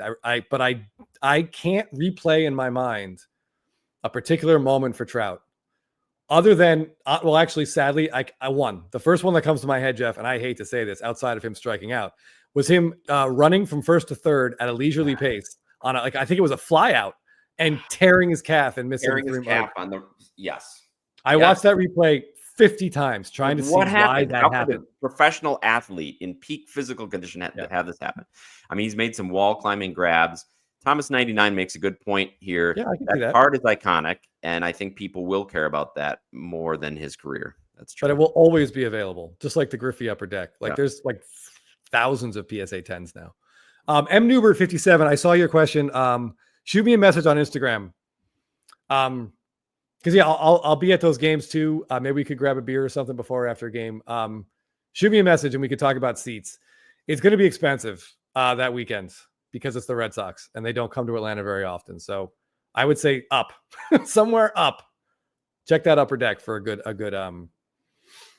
seat. And yeah, the complete lack of playoffs. It's always going to be a what if. For sure. Yeah. Some defense of the leap. Yeah. I remember that too. Yep. In Baltimore, I think he had that. I think it was Baltimore or against Baltimore. I think. Trout being a collector, maybe. I mean, that's Witt is the younger version of that now. Trout hating is a popular sport. Yeah, I get that. I don't hate him. I love Mike Trout. I don't hate him at all. Staunch Trout defender since I got back in, and I just kept thinking, well, if he would just stay healthy, and now that it's been 9 years, like I haven't even been back in the hobby on a year when he's been fully healthy, which is really sad. Yeah. Bucks collector. Two things I love to talk about: Freddie Freeman and 2011 finest of the three things he mentioned there. Yes. He actually has both superfractors from that set, the Canary Diamond and the Super. And he recently showed me, he put together like a display because he wants to have them out at the shop in Atlanta for people to see. So he had someone making this 3D Freddie Freeman display. It's UV protected, of course, and both cards are in there. It looks phenomenal. And the jealousy that swept over me was palpable, Jeff. I almost was gagging with jealousy, if such a thing is possible. It was yeah, I feel for that. Yeah, he has two absolutely amazing Freddie Freeman cards. Evan G, you're 100% right. No one hates him. They just feel bad for him, and it's just it's awful. Shelly asked if there was an update. It was a bone bruise in his knee, I believe is what they said. That's the last thing there. I think he was jogging, was maybe the last update that I heard. I don't know. Yeah. Jay Marble, you're right. We all want to see it. I don't think we can say he's a lock for 400 home runs. I don't think we can say that. No. That makes me sick to say it out loud. Really I don't. It's just sad. Yeah. Yeah. He had an incredible decade, but Pujols had arguably, I mean, that's a fun debate. I would say if we're looking at a total decade, Pujols had a better 10 years because Trout had a great 6 years before he started helping. More. I think Trout had a great 8 years because he won his last MVP was 2019, I think. So 12, 13, 14, 15, 16, 17. He 18, still didn't 19, play a full season, but yeah. It could have been great. Oh, I'm seeing some other Griffey moments here. Yeah, this was awesome. Yeah. Griffey breaking his wrist on a catch. And the whole Reds thing, we can just forget. You think Griffey got hurt a lot that 8 years with the Reds or 9 years with the Reds. Yeah. He did, but he also hit 200 more home runs. Yeah. Well, even barely could stay on the field, but when he did, he still put up home runs. So he's got 600 and change. Cardaholic reminding that it's all a gamble. Judge could blow a knee just like Trout and Acuna. Absolutely. Yes. Absolutely. Yep. And at 32 or 33 years old, a torn ACL is a much bigger deal than it is at 26. And Judge had all those problems. Like Chris said, he had all those problems in his 20s. That's why we thought he's a big guy. He's never going to stay healthy. And then he hurt his toe. Remember that was 2 years ago that he broke his toe. And I thought, and he even said, this is going to last with me forever. It's not something that's going to go away. So I never thought he'd make it through the 2024 season healthy, playing center field for the Yankees. No. Never thought it would happen. No. And the fact that it did, and he put up those numbers, and then now not only did he do that, but now he's coming back with another season like that. It's just, it's crazy. It defied. He played was a bad center field, but he still went out there and did it. Still did, yeah. Still did it. I mean, I couldn't believe it. So, I mean, good for him. All right, everybody's giving you a hard time that you said he's not going to get to 400. But chasing majors, that if you put that if in capitals, come on now. Yeah, he'll probably get there, but you gonna bet your house? Yeah, on it? David. This would be an interesting discussion. If we're not talking about a decade, if we're just talking about players prime or peak 7, this would be a great discussion. Pujols was just so unbelievable. He was incredible. And he had a 10-year run of healthy. 30 plus homers, 100 plus RBIs. And I think he just missed 100 runs because he scored 99 one year. Yeah. But I think it went for 11, maybe more than 10 years, where it was just 30, 100, 100, 30, 100, 100, 30, 100. And then there's 199 mixed in there. That's being on the field. Being on the field, just being an incredible right-handed hitter. Matthew, I don't know if that display is up at the shop. Sorry, I'm way behind on comments. I don't know if it's up at Cards HQ. I got a preview of it. I'm not sure when he's putting it up, but I assume by the end of the next week, it should be up there. Thorsten, there's no doubt. Some people stay healthy for whatever reasons. Beltre might have had some help. Look at a guy like Ortiz. He got better as he aged all the way through his 30s as a hitter. Not having to play the field really helped David Ortiz. Really helped him. True, but he still had to retire because his feet just hurt so bad. Yeah. You're right, JB Cards. This is an anomaly. It's absolutely an anomaly. It is. Floyd fan, yes. Our Artie Moreno. I could not believe it. I saw a post on Instagram today. I think it was whatever site runs on this date in MLB history. And they were celebrating it's been 30 some odd years or 40 years since Moreno bought the team from Disney. And I'd be like, why would you post that? I feel like we're just triggering people. Yeah. Here's your if and caps. There you go. All right. Now we're on board. I please don't think of me as a Mike Trout hater. I really, really like Mike Trout. I love the fact that he collects. Every interview with him I've seen, I really like him. He's from New Jersey, just like me. It saddens me. The whole thing saddens me. And I'm afraid that he's going to be forgotten. You're right, JB. They're absolutely different types of player. The way Trout could run the bases and play defense, that's why he had such huge WAR totals. Actually, I got a question for you guys. What is the moment? Answer as fast as you can. Albert Pujols, what's the moment? What's his moment that you think of? Yeah. Brad Lidge. Right? 100%. I can still hear that in my head.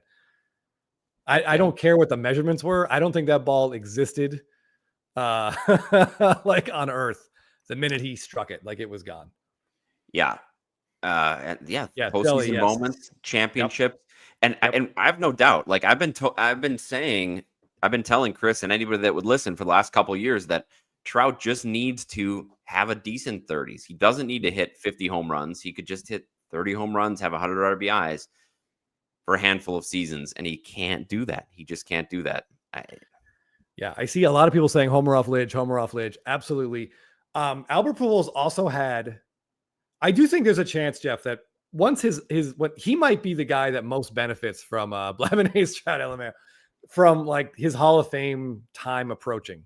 People are going to look back and be like, holy shit, Albert Pujols hit 700 home runs. That is just absurd.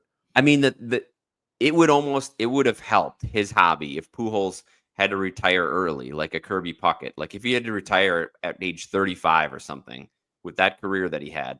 He just had so many lost seasons of negative WAR that he was just piling up empty numbers on teams that didn't matter. But yes, like Chris said, the longer we go, the more we'll just look back at the big moments, the good, the positive. And he was an absolute monster for those first 12 years. This is what Curator Cardboard is saying here is exactly right. If you guys have not seen this home run in a while, just Google YouTube Albert Pujols, Brad Lidge. The stadium was rocking. They were 1 out away from winning the series in this game. I think it was game 4 or 5, game 5 in Houston. It was it. This was it. This was going to be done. Pujols was up. There were 2 guys on. And Lidge just hangs a slider that backs up. And you can almost hear the entire stadium everyone's mouth just fell open in silence. It was nuts. It's still one of the coolest home runs I've watched live outside of Braves and stuff. All right, one more. I want to talk about Pujols for one more minute, Jeff. Yeah. I believe Albert Pujols has the single greatest postseason series performance that no one saw. In 2004, the Red Sox and Yankees played the greatest LCS of all time. Sorry, Yankee fans. 2003 was also really great. 2004 was incredible and historic. At the same time of that series, the Cardinals and Astros, Jeff, also went to 7 games. And it was always 7 games. Yeah, it was always pushed to like FX. I was on the East Coast. I never saw a single one of their games. They were like always pushed onto cable for the Red Sox Yankees. Go look up Albert Pujols' numbers in the 2004 LCS against the Astros.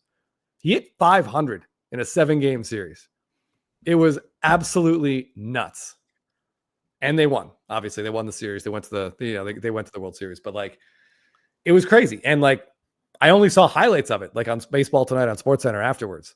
But he was just like 2 for 4 every game. It was nuts. Off a really good Houston pitching staff with like Clemens and Pettit and Oswalt, I think was there that year. Anyway, yeah, that's a good point. I gotta go check that out. He had so many good postseason moments, and that's one area where he differentiates himself from Trout. If in a year or two Ohtani can't stay healthy and his 30s are like Trout's 30s, are his Cards in trouble, Chris? Probably. I mean, maybe in a little bit of trouble. Like in trouble, what do we mean? Like we're 10% off the top? Probably.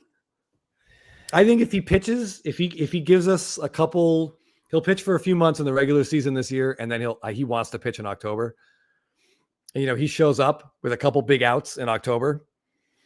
Maybe he throws 100 innings again next year. Then after that, it's icing on the cake, right? Yeah, I completely agree, and I agree with the chat. He's already made his mark, and his collectability around the world is something we haven't seen from a baseball player. It's like Jordan-esque, and Forbidden Donut. I've heard this from everybody that goes to Japan about how he's everywhere. He's just what he's done is already iconic. And because he started his major league career a little late, he's not going to get those same big round numbers. We don't need to see them. We see the season numbers, the 50-50. That's big. That'll do. 50-50 will do. Yeah. I mean, oh, geez. Yeah, I mean, I don't know what he's going to retire with. 50-50 is big. He could legitimately score 160 runs this year. I don't think for Ohtani, this is again, we're really grasping at what the future could hold. But I mean, I don't think 500 home runs is out of the realm of possibility by any means for Ohtani, especially if the pitching is limited and he just DHs. I don't know. Yeah, to get to 500 home runs when you're hitting 50 home runs a year, if you do the math, that doesn't take that long. I was a little worried last year how he would perform without pitching because he loves that so much, and he just proved that he could be the best offensive player in baseball. Maybe not named Judge, but when you combine what his base running capabilities were, he was really an offensive threat. And it's already been the same this year. He's on pace ahead of his pace from last year. He's still dominating, even though he's also working on pitching on the side. Yeah, he's ahead of the quote unquote the pace that he had last year, but I mean he picked it up in the second half in a pretty insane way. Well, there's a comment. Stolen bases. I don't see. Bucks Collector asked this question about Ohtani. There is one. The Bowman Sterling maybe that has them both on. Yep, right there.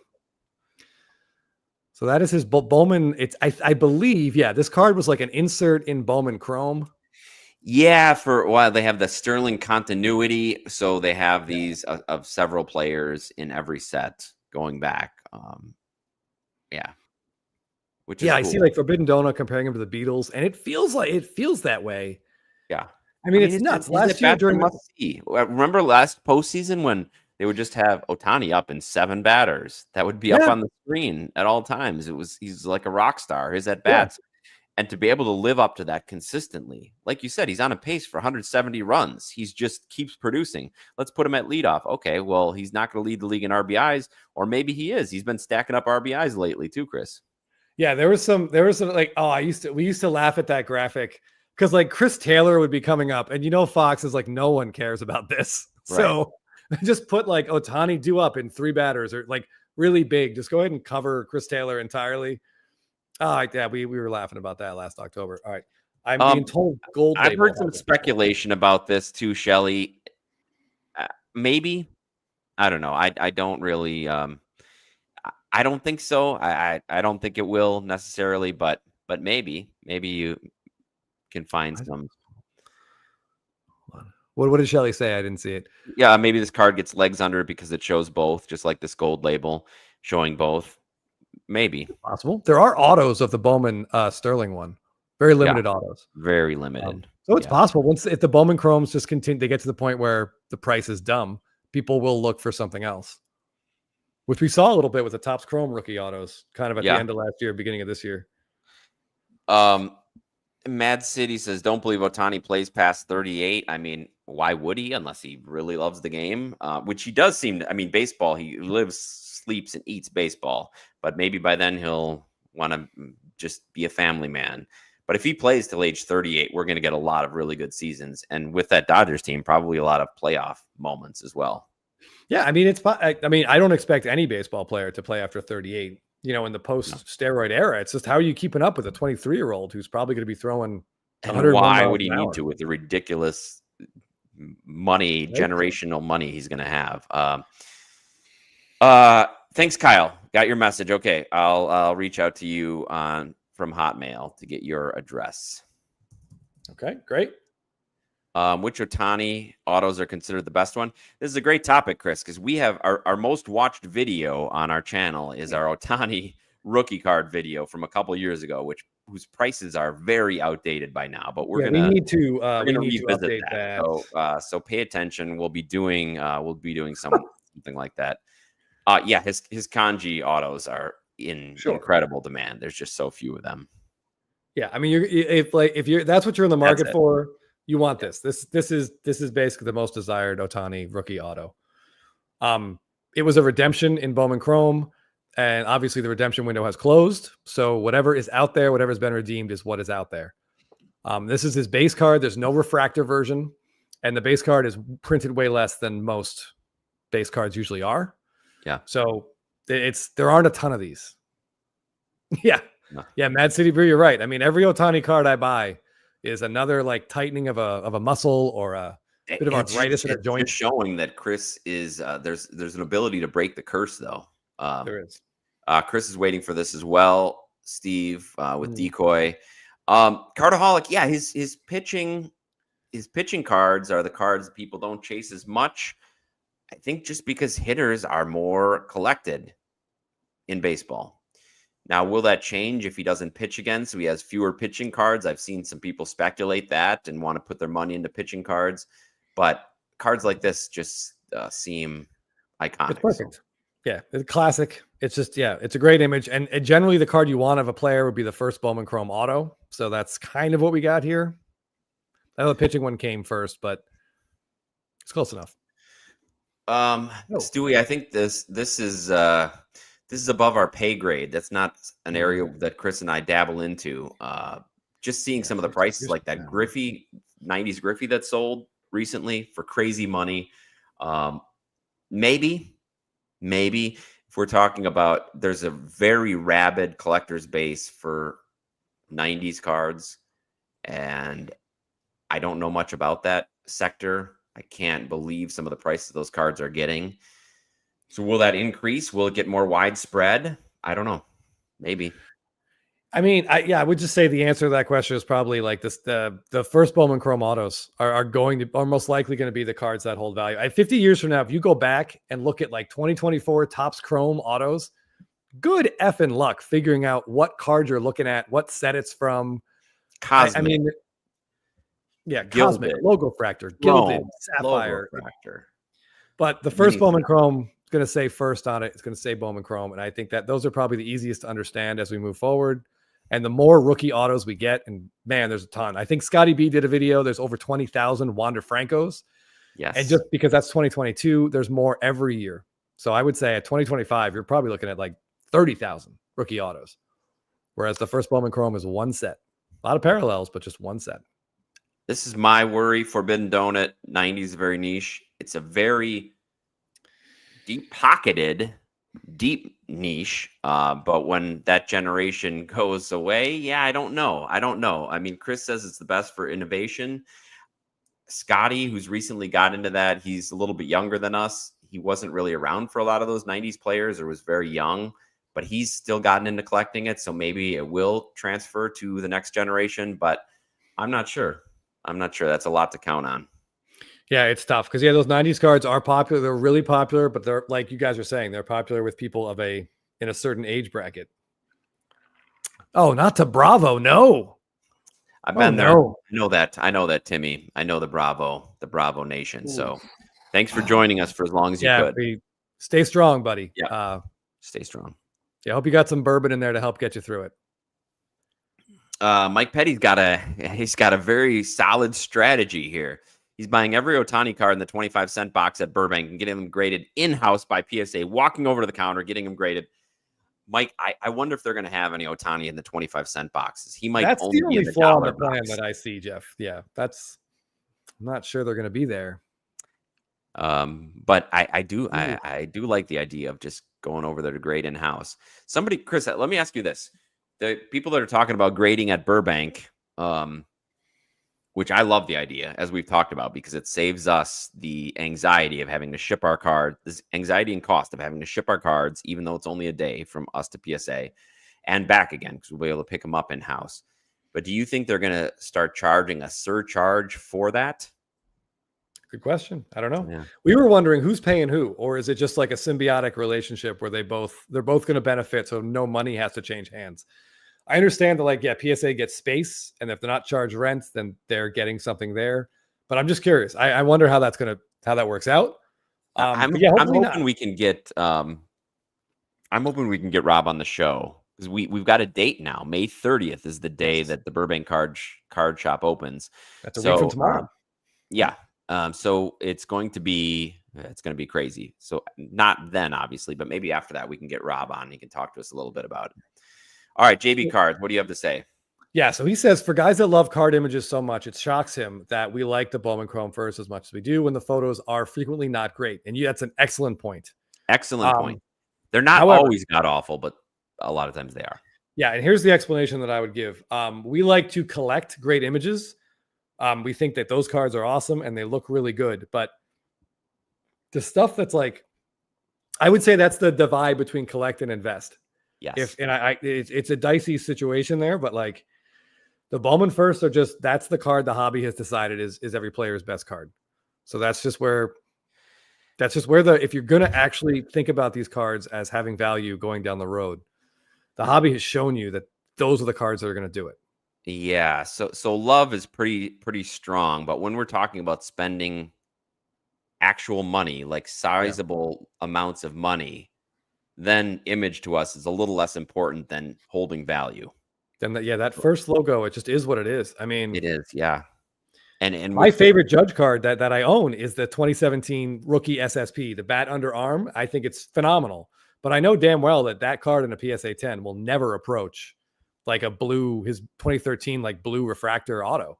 That's never going to be comparable. So 20 years from now, there's no reason to think that's going to change. Yeah. I mean, they both might go up, but the refractor auto is just always going to outsell it, even though there's way more of them. So, but I think that's part of what appeals about SSPs and SPs and rare images to Chris and I, because we can get that appetite satisfied by those. All right, so we got a couple more questions about Burbank. Cardaholic says Burbank having a PSA is just like going to your LCS and having them shipped directly to PSA. Yes, understand directly to PSA, but what is the difference if your LCS drops off directly to PSA?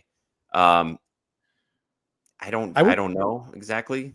I would say, I mean, if you're taking the mail out of the equation in both instances, then that's great. But I'm guessing your LCS is got to be you got to pay something, right, for your LCS to do that for you.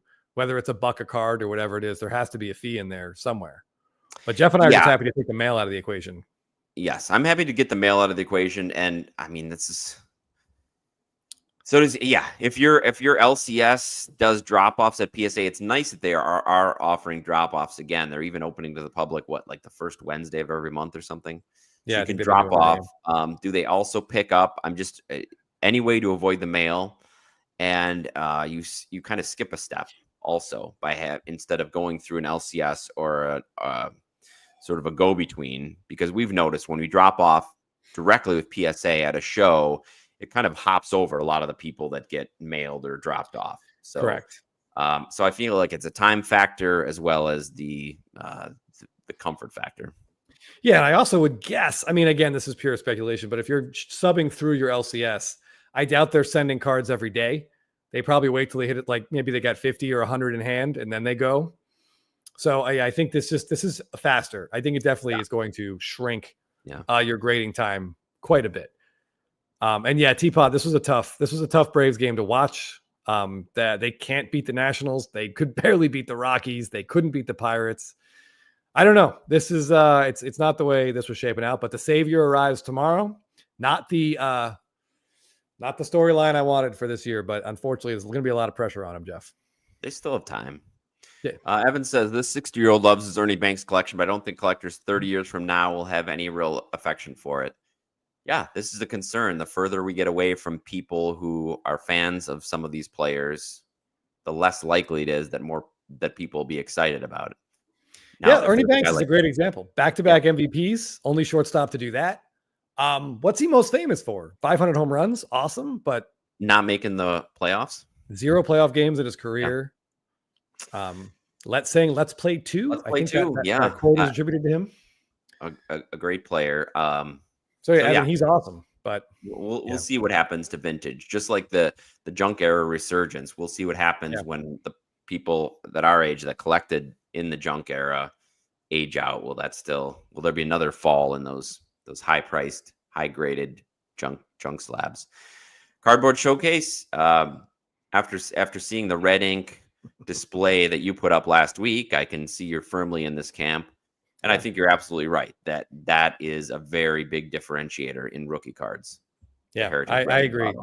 With a million Topps Chrome rookie autos, Jeff and I, we're loving a nice Heritage red ink moving forward, I think. Yeah. As long as we don't start getting Heritage green inks and Heritage orange inks. And that's what I'm hoping to avoid. Yes. We don't need orange inks. Chris, any way you can sell all your Acuna cards before tomorrow night? JB Cards wants to know. Oh man, I probably not. I listen. I feel like I've already cursed the man enough. Yeah. What else could you do? Oh geez, don't put that out there, Jeff. I will promise I won't buy any Acuna cards. Okay. With the possible exception of I can't even promise that, Jeff. Damn it. I know I can't control myself. Can you promise it for tonight? Until he for comes tonight, back? I will not buy any Acuna cards. He homers in his first at bat tomorrow, though. You know I'm going to eBay yes, you absolutely are. A mindless zombie just smashing a buy it now. I think there's always going to be some regional allegiance. So guys like Ernie Banks are always going to be popular in Chicago because that's a guy that gets passed down from generation to generation. I hope Yount's the same way in Milwaukee. But as far as widespread appeal as we move to the younger generations, that's going to be hard. David, this is sort of what Jeff and I talked about in the video we made about Corbin Carroll cards. I personally would not buy a single Topps Chrome rookie auto because there's at least like 11 Topps Chrome sets or something coming out. It's just going to get watered down, but there will only be 70. Oh gosh, how many this year? 76.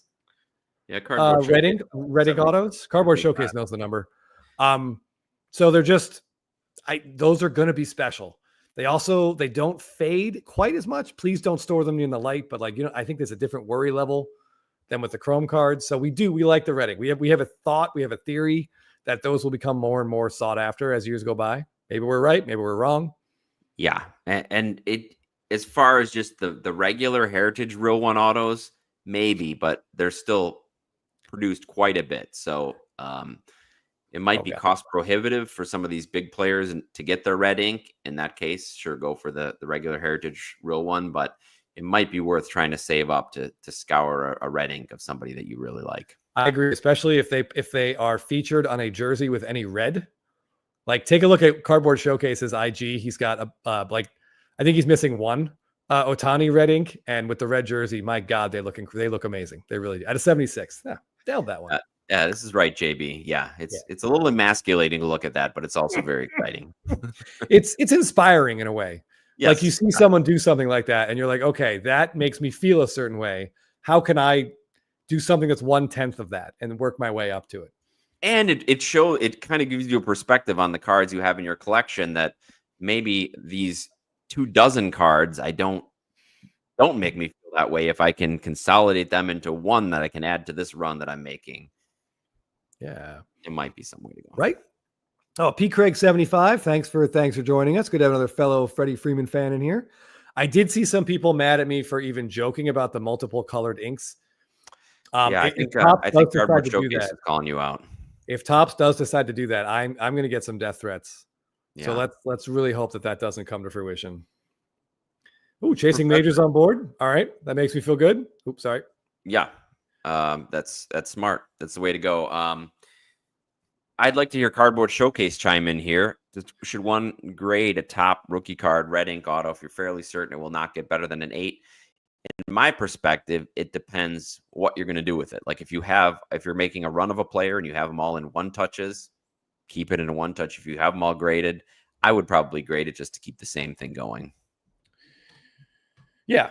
I mean, I think the people that are collecting those cards that know about them understand that PSA 10s are like extremely difficult. We're talking about a heritage paper card that's been handled by like 7 people. Yes.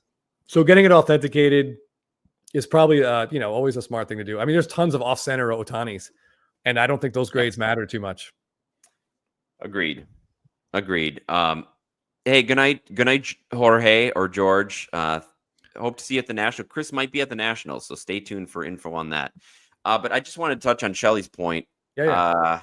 I want to sell a good chunk of my collection that I do not like or not believe in going forward. With that money, I've been able to purchase some truly awesome cards. Consolidation is great. Chris and I have been going through this as well, and it really gives you a perspective. And as we've talked about this before, most of the time, almost, at least for me, it's 100% of the time, after I've gotten rid of those cards, I don't think about them again if I'm replacing them with a card I like more. Yeah, almost always. Absolutely, almost always. Floyd fan here has a question. What are our thoughts on a card that has a low pop at SGC but a higher pop at PSA? Oof. All right, well, if I didn't upset enough people in the comments already, Jeff, I'm going to go ahead and I'm going to take a swing now. Yeah, do it. I've never looked at the SGC pop report. I don't care what it is. I don't think it matters. They're just not a big enough player, and don't hate me. Now, having said that, we don't do vintage. Yep. Okay. So in vintage, SGC is big. I totally get that. But for modern, ultra modern, like I don't know. I don't think the SGC pop really, I don't think it really matters. Sorry. Shelly, we got your idea. And thanks for joining, Ziggy. We haven't really got into this because we don't do a lot of hobby news, hot takes, but there's been a lot going on in the YouTube sphere about SGC backing out of the Fanatics Fest. I don't know if they're still going to be at the Burbank show, but they're very quiet. And there's a lot of talk about them just being pulled into the PSA banner, which makes a lot of sense if you dealt with companies that expand and acquire other companies. So I'm not sure what's going to happen with that in the future, but in any case, like Chris, I don't really look at their pop report, and I like the way the cards look in the PSA better than the SGC. And for modern cards, it seems to be the way to go to maximize your value. So I don't really see, I sent one grading order to SGC during the peak of the pandemic, during the delay when PSA had about a 9-month backlog. Chasing Major says their next show is the National. I wonder if we're going to get some information about what their plan is going forward before then. Yeah. I know a lot of vintage collectors are really upset about not knowing what's going on, but yeah. I don't know. I'm sticking with the PSA. I don't hold a lot of stock when I see a SGC card posted on eBay and it says low pop or pop 1. That doesn't really do anything for me. No, I would, if I'm interested in buying the card, like let's say it says low pop, I would look at what the PSA pop is for that card to get a sense of how rare the card might be. Because yeah, with Exactly. SGC, it just means that like, fewer people are grading with SGC. I don't think that necessarily means the card itself Is is rarer. really good. Yeah. And to answer Ziggy's question, I think SGC probably is number 2. I don't Yeah, know with much about CGC kind of climbing, Yeah. CGC nipping at their heels. Yeah. Yeah. Did you put this cardboard showcase? He answered the question about the red ink. I don't know if he posted No, this. go Okay. ahead. That'd be great. Yeah. So our red ink resident red ink expert, well, it's tough to say, a lot of R's, says he would grade it and he's less concerned about the grade on red inks. And that's exactly what I think most red ink collectors, they just want the auto to look good. If the auto looks good, then we'll take a corner ding, we'll take some bad centering, we'll take some chipping. Great point. Give us a good, a nice bold red auto. And Shelly the Turtle. Oh, sorry, I was going to say Shelly the Turtle. I'm pretty sure Celeste is in bed. Yes. Or we're in trouble if she isn't. We can't be held responsible if she's up this late past trivia now. Yeah. Chasing Majors just says they stated they're not going to shows to focus on their backlog, which I heard too, but it's kind of surprising because you'd think the representatives they have at some of these shows are not also the people doing the grading. I think most grading companies have that separate, like PSA. I don't think the people that are taking cards in are doing the grading. So it's a little suspect to me. I feel like it'd be better for them. Yes, the graders are going to focus on their backlog, but you would think they'd still want to be out in front of people. Keep the name out there, yeah. So it just is a little suspicious to me. We don't hear from the president of SGC as much as we did before, and it seems like a typical corporate takeover that's working its way down the line. But yeah. I did want to say Doc's cards. I'm not opting for another bet where I lose my eyebrows. I'm sticking to the one. Orlando Arcia wins NLCS MVP this year. My eyebrows are gone.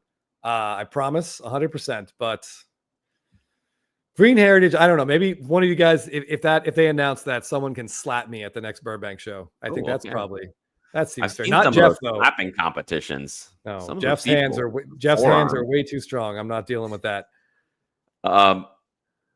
Thomas 99 likes SGC slabs to go with black one touches for sorting runs together. Mad City Brews throwing away all his SGC 10s after the show. Hey, to each their own.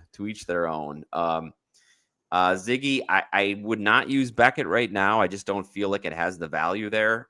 No, they're down to like at least fourth at this point with absolutely no hope of them climbing back up.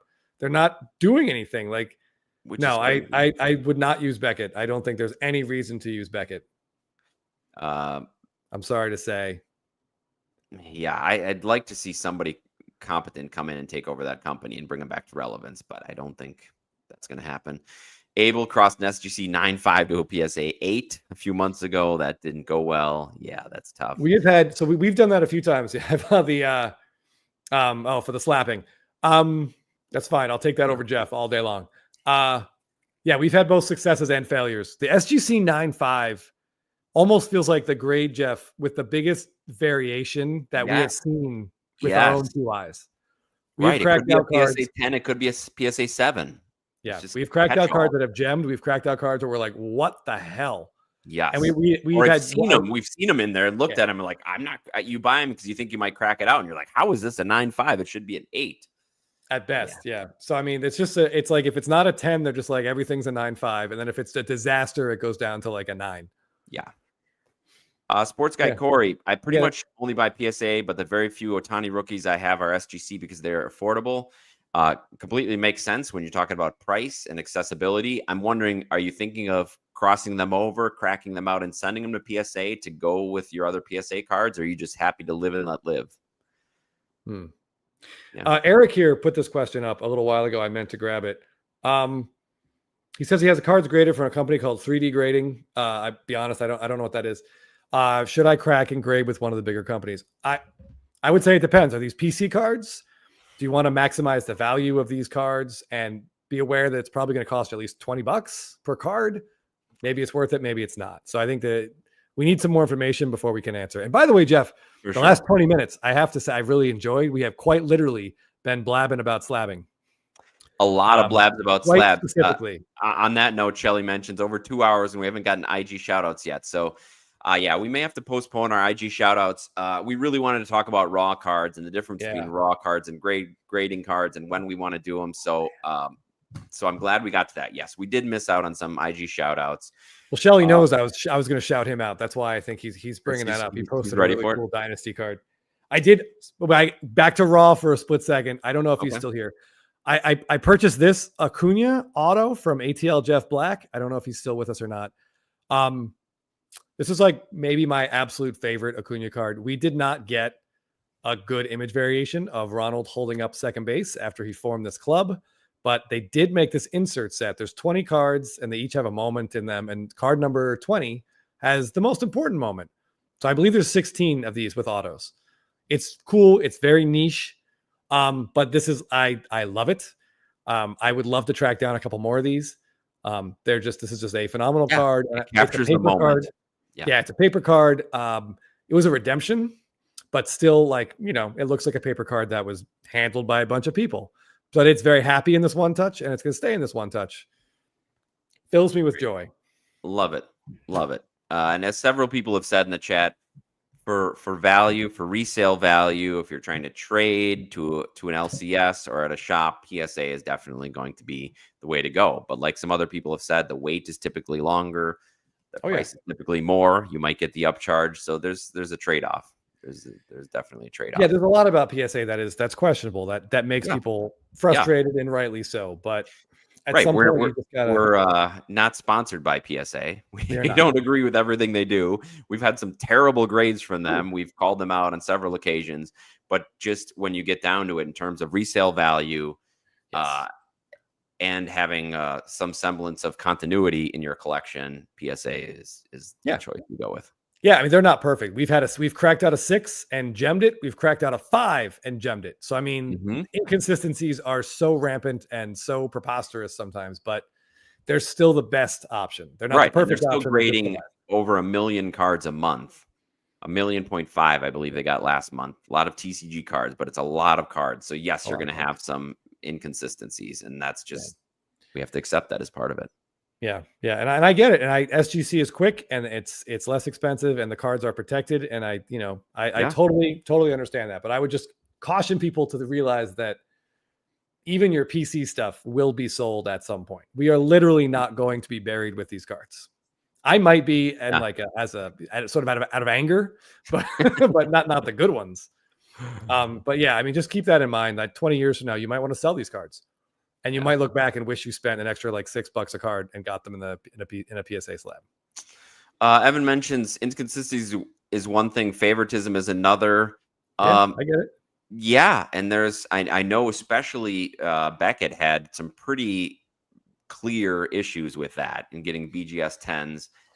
A lot of people are saying that might be an issue with PSA. I don't know, and it could be. It certainly could be. But we've seen some big people get some terrible grades. Yes, I mean, we've watched Jeff Wilson has done reveals where he just gets slammed with grades. So I mean, I get it, and it's weird that their president their way. I don't know. Their president collects cards and he grades cards. Like, I get it. I mean, at some point, you just have to either buy into it or I guess not buy into it. Yeah, I don't know. I mean, you can look at the Black Dynasty auto Shohei Ohtani that BGS gave a black label to, and in the picture of it, you can see white on one of the corners. Good Lord. So I mean, I don't know. I don't know. Was the Paul Skeens debut patch a real 10 of 10? Probably not.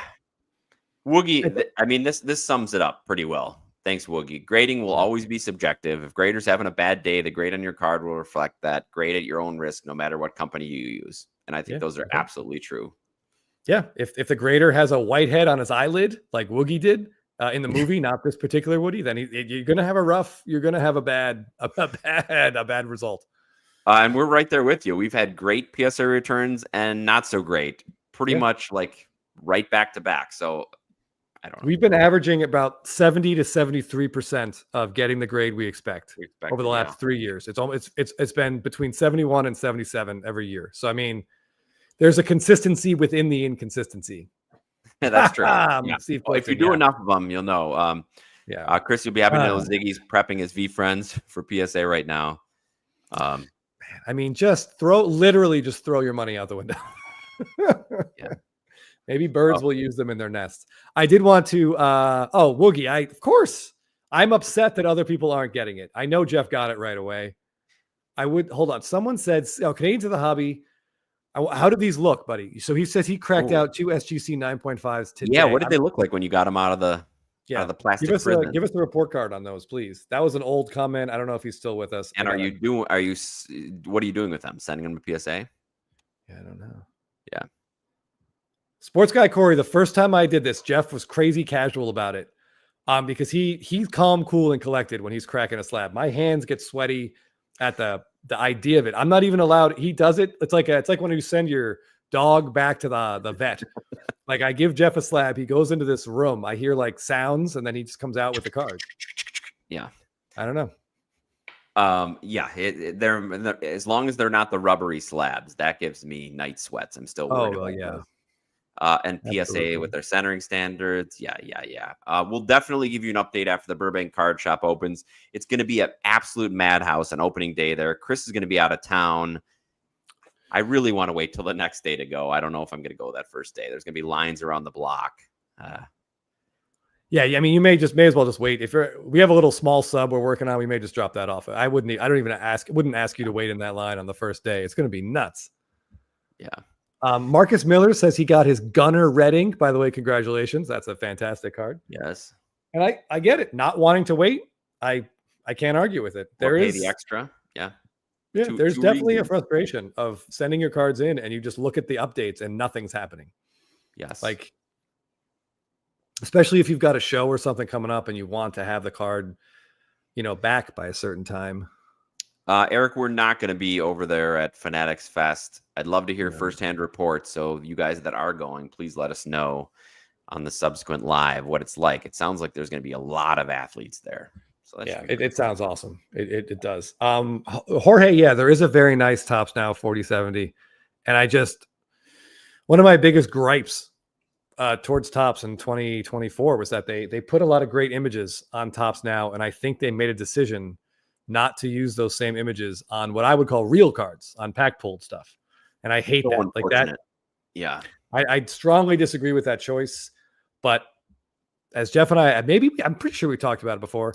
Topps Now is basically a printing press of money for Topps. It is. So it's not going to go anywhere, and they're not going to deprioritize it. Just look at the Pope. That was seriously printing $1 million, basically. All right, we're getting a little bit long here. I think we're going to have to do our IG shoutouts next time, Chris. What do you think? Yeah, let me just show Shelly's card because I know he's with us and it's awesome. Right. Good idea. Okay. Shoot, I gotta find it. There we go. Alessandro, Topps Now is good for PC, just for picks.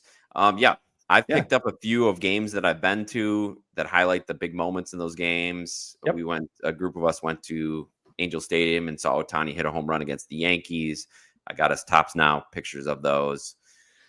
I got my dad Topps Now cards of all the big World Series moments. Freeman's Grand Slam, the Dodgers winning it. I got him one of Ohtani hit homering off Dylan Cease, because there's souvenirs of these great moments. Yeah, I put them in the souvenir category, not in the baseball card category. Exactly. Yeah, but to each their own. If you love them, then you love them. All right, what is this MVP contestant? Corbin Carroll. Yeah, it's Corbin Carroll Dynasty here. I believe this one's numbered out of 5, and yeah. And who gets a PSA 10 on a Dynasty card? That's incredible. That's obscene. Right? Very, very cool. So yeah, Shelly, congratulations. I think you bought this at a perfect time. Yes. Absolute banger. This card is great, and it's only just shot up in value. Carroll is off to an incredible start. I hope he keeps it up. He's fun to watch. I like that N right in the middle. That's kind of cool. Yep. Love it. So this is great. When you buy a Dynasty card, I feel like this is what you're hoping for. A patch with a very clear image on it and a cool shot, bold auto. Good stuff. What I would like to know, if Shelly's still here, did he buy it still in the Dynasty One Touch and then get it graded, or was it already taken out of this and then? I believe he purchased it graded. Okay. Interesting. Yeah, the fact that it's a 10 is incredible. Yeah, incredible. Very, very cool. Okay. Oh, wow. Yeah. Oh, I got to show one more card because we've been talking about something specific here. Totally get. Yeah. Great. Yeah, put them in those magnetic hole. Yeah, perfect. Awesome. Yeah, it's a great card. Yeah, we were at I think you said, Jeff, we were at a Yankee Angel game where Ohtani Yep. had a really great game. I think he had 2 doubles and like a 3-run homer. So we Yep. got a bunch of tops nows of that home run, which we all kept, including the Yankee friend that we were with. I think Jeff really relished giving him that card. JB card. So that's a great question. Would you rather have this dynasty out of 5 or say Bowman Chrome Gold first out of 50? I'll take the Bowman Chrome Gold. I really would. I don't know. I'm not sure what outsells what. I would guess right now this card would sell for more, but for how long? I don't know. Yeah, that's tough. Yeah, it's tough. These are cool though. All right, one more card, Jeff. Then we're gonna call it a night. Yeah. Where is it? Here we go. Someone asked like what cards will be valuable 50 years from now. Yeah. This one I think will still have value. So the original Bill Ripken, we'll say F face. Yeah. F face. Yeah. I think this card will always have a spot in like baseball card legend. Especially when you were, 10, 11, 12, 13 years old when this came out. You couldn't believe what you were seeing. And it had a resurgence this year with the Jackson Holiday. Yeah. Yes, the Series 2 Jackson Holiday SP is fantastic. Hold on, I'm way behind. Yeah, I'm just gonna have to abandon any hope there. So this card is great. I love the Billy Ripken sort of homage to it they did with even the saw cuts, the scribbles, the whiteouts. Holiday, yeah, absolutely. Yes, yeah. So see if we get what we get in these Series 2 SPs coming out in a couple of weeks. Probably nothing that good, but we'll see. Yeah. Oh, wow. What did it set you back? I'm just curious. Like, what was this going for right out of the chute in 1989? And were you with your parents when you bought it? Yeah, That's my question, right. 'cause at that age, I was with my parents at the shows. Yes. Oh, absolutely. We had to be. Um, Eric Benkart says he pulled one of these back in the day. Oh man. I pulled a ton of the Greg Jeffries out of this set, which is like his second year Fleer card, but I Yeah. never pulled the Ripken. I don't think I ever even pulled a Griffey out of those packs. No. But Jay, all the variations were great. I didn't believe the saw cuts existed until like 10 years ago. I saw my first one. Yeah. And then they did that with the holiday as well. Yes. Yeah. All right. I just wanted to highlight Mad City Brews comment here. Hope everyone has a great weekend. This is a long weekend for most. It's Memorial Day. Please remember, it's not just a day to have a cookout. Take 5 minutes to remember what the day is for. Indeed, it is Memorial Day here in the U.S. to remember those in the armed forces who lost their lives fighting for this country. So, yes, if you have any veterans in your family, please remember to thank them, because I'm sure they know people who perished in their particular, whether it be a war or whether or not it was just they're a veteran who passed away. So please give them extra love and support this weekend. Call your parents. Anything else? No, I think Mad City Brew summed it up perfectly. That's a great note to end on. I see some people answering the question. Looks like $25 for the Billy Ripken back in the day. Very cool. And Sports Guy Corey, it was last summer. Okay. Well, there we go. Little anticlimactic, but yes, that's good. Yeah. Have a safe weekend. Have a great weekend. Yep. Thanks for joining us. We did post a video today about our recent pickups, some spring pickups that Chris and I made, some mid-end, low-end, and a couple high-end pickups we made for our PCs. So if you haven't seen that yet, please watch that on the channel. Please subscribe and hit the like. It helps us a lot. And we'll see you next week. Yeah. Yep. Thanks, guys. Thanks for joining us. Whew. Yeah, this was a fun one. I feel like it went by pretty quick. Yep. Good job. Thanks, everybody. And we'll see you after Memorial Day. Sometime next week. Yeah. Date.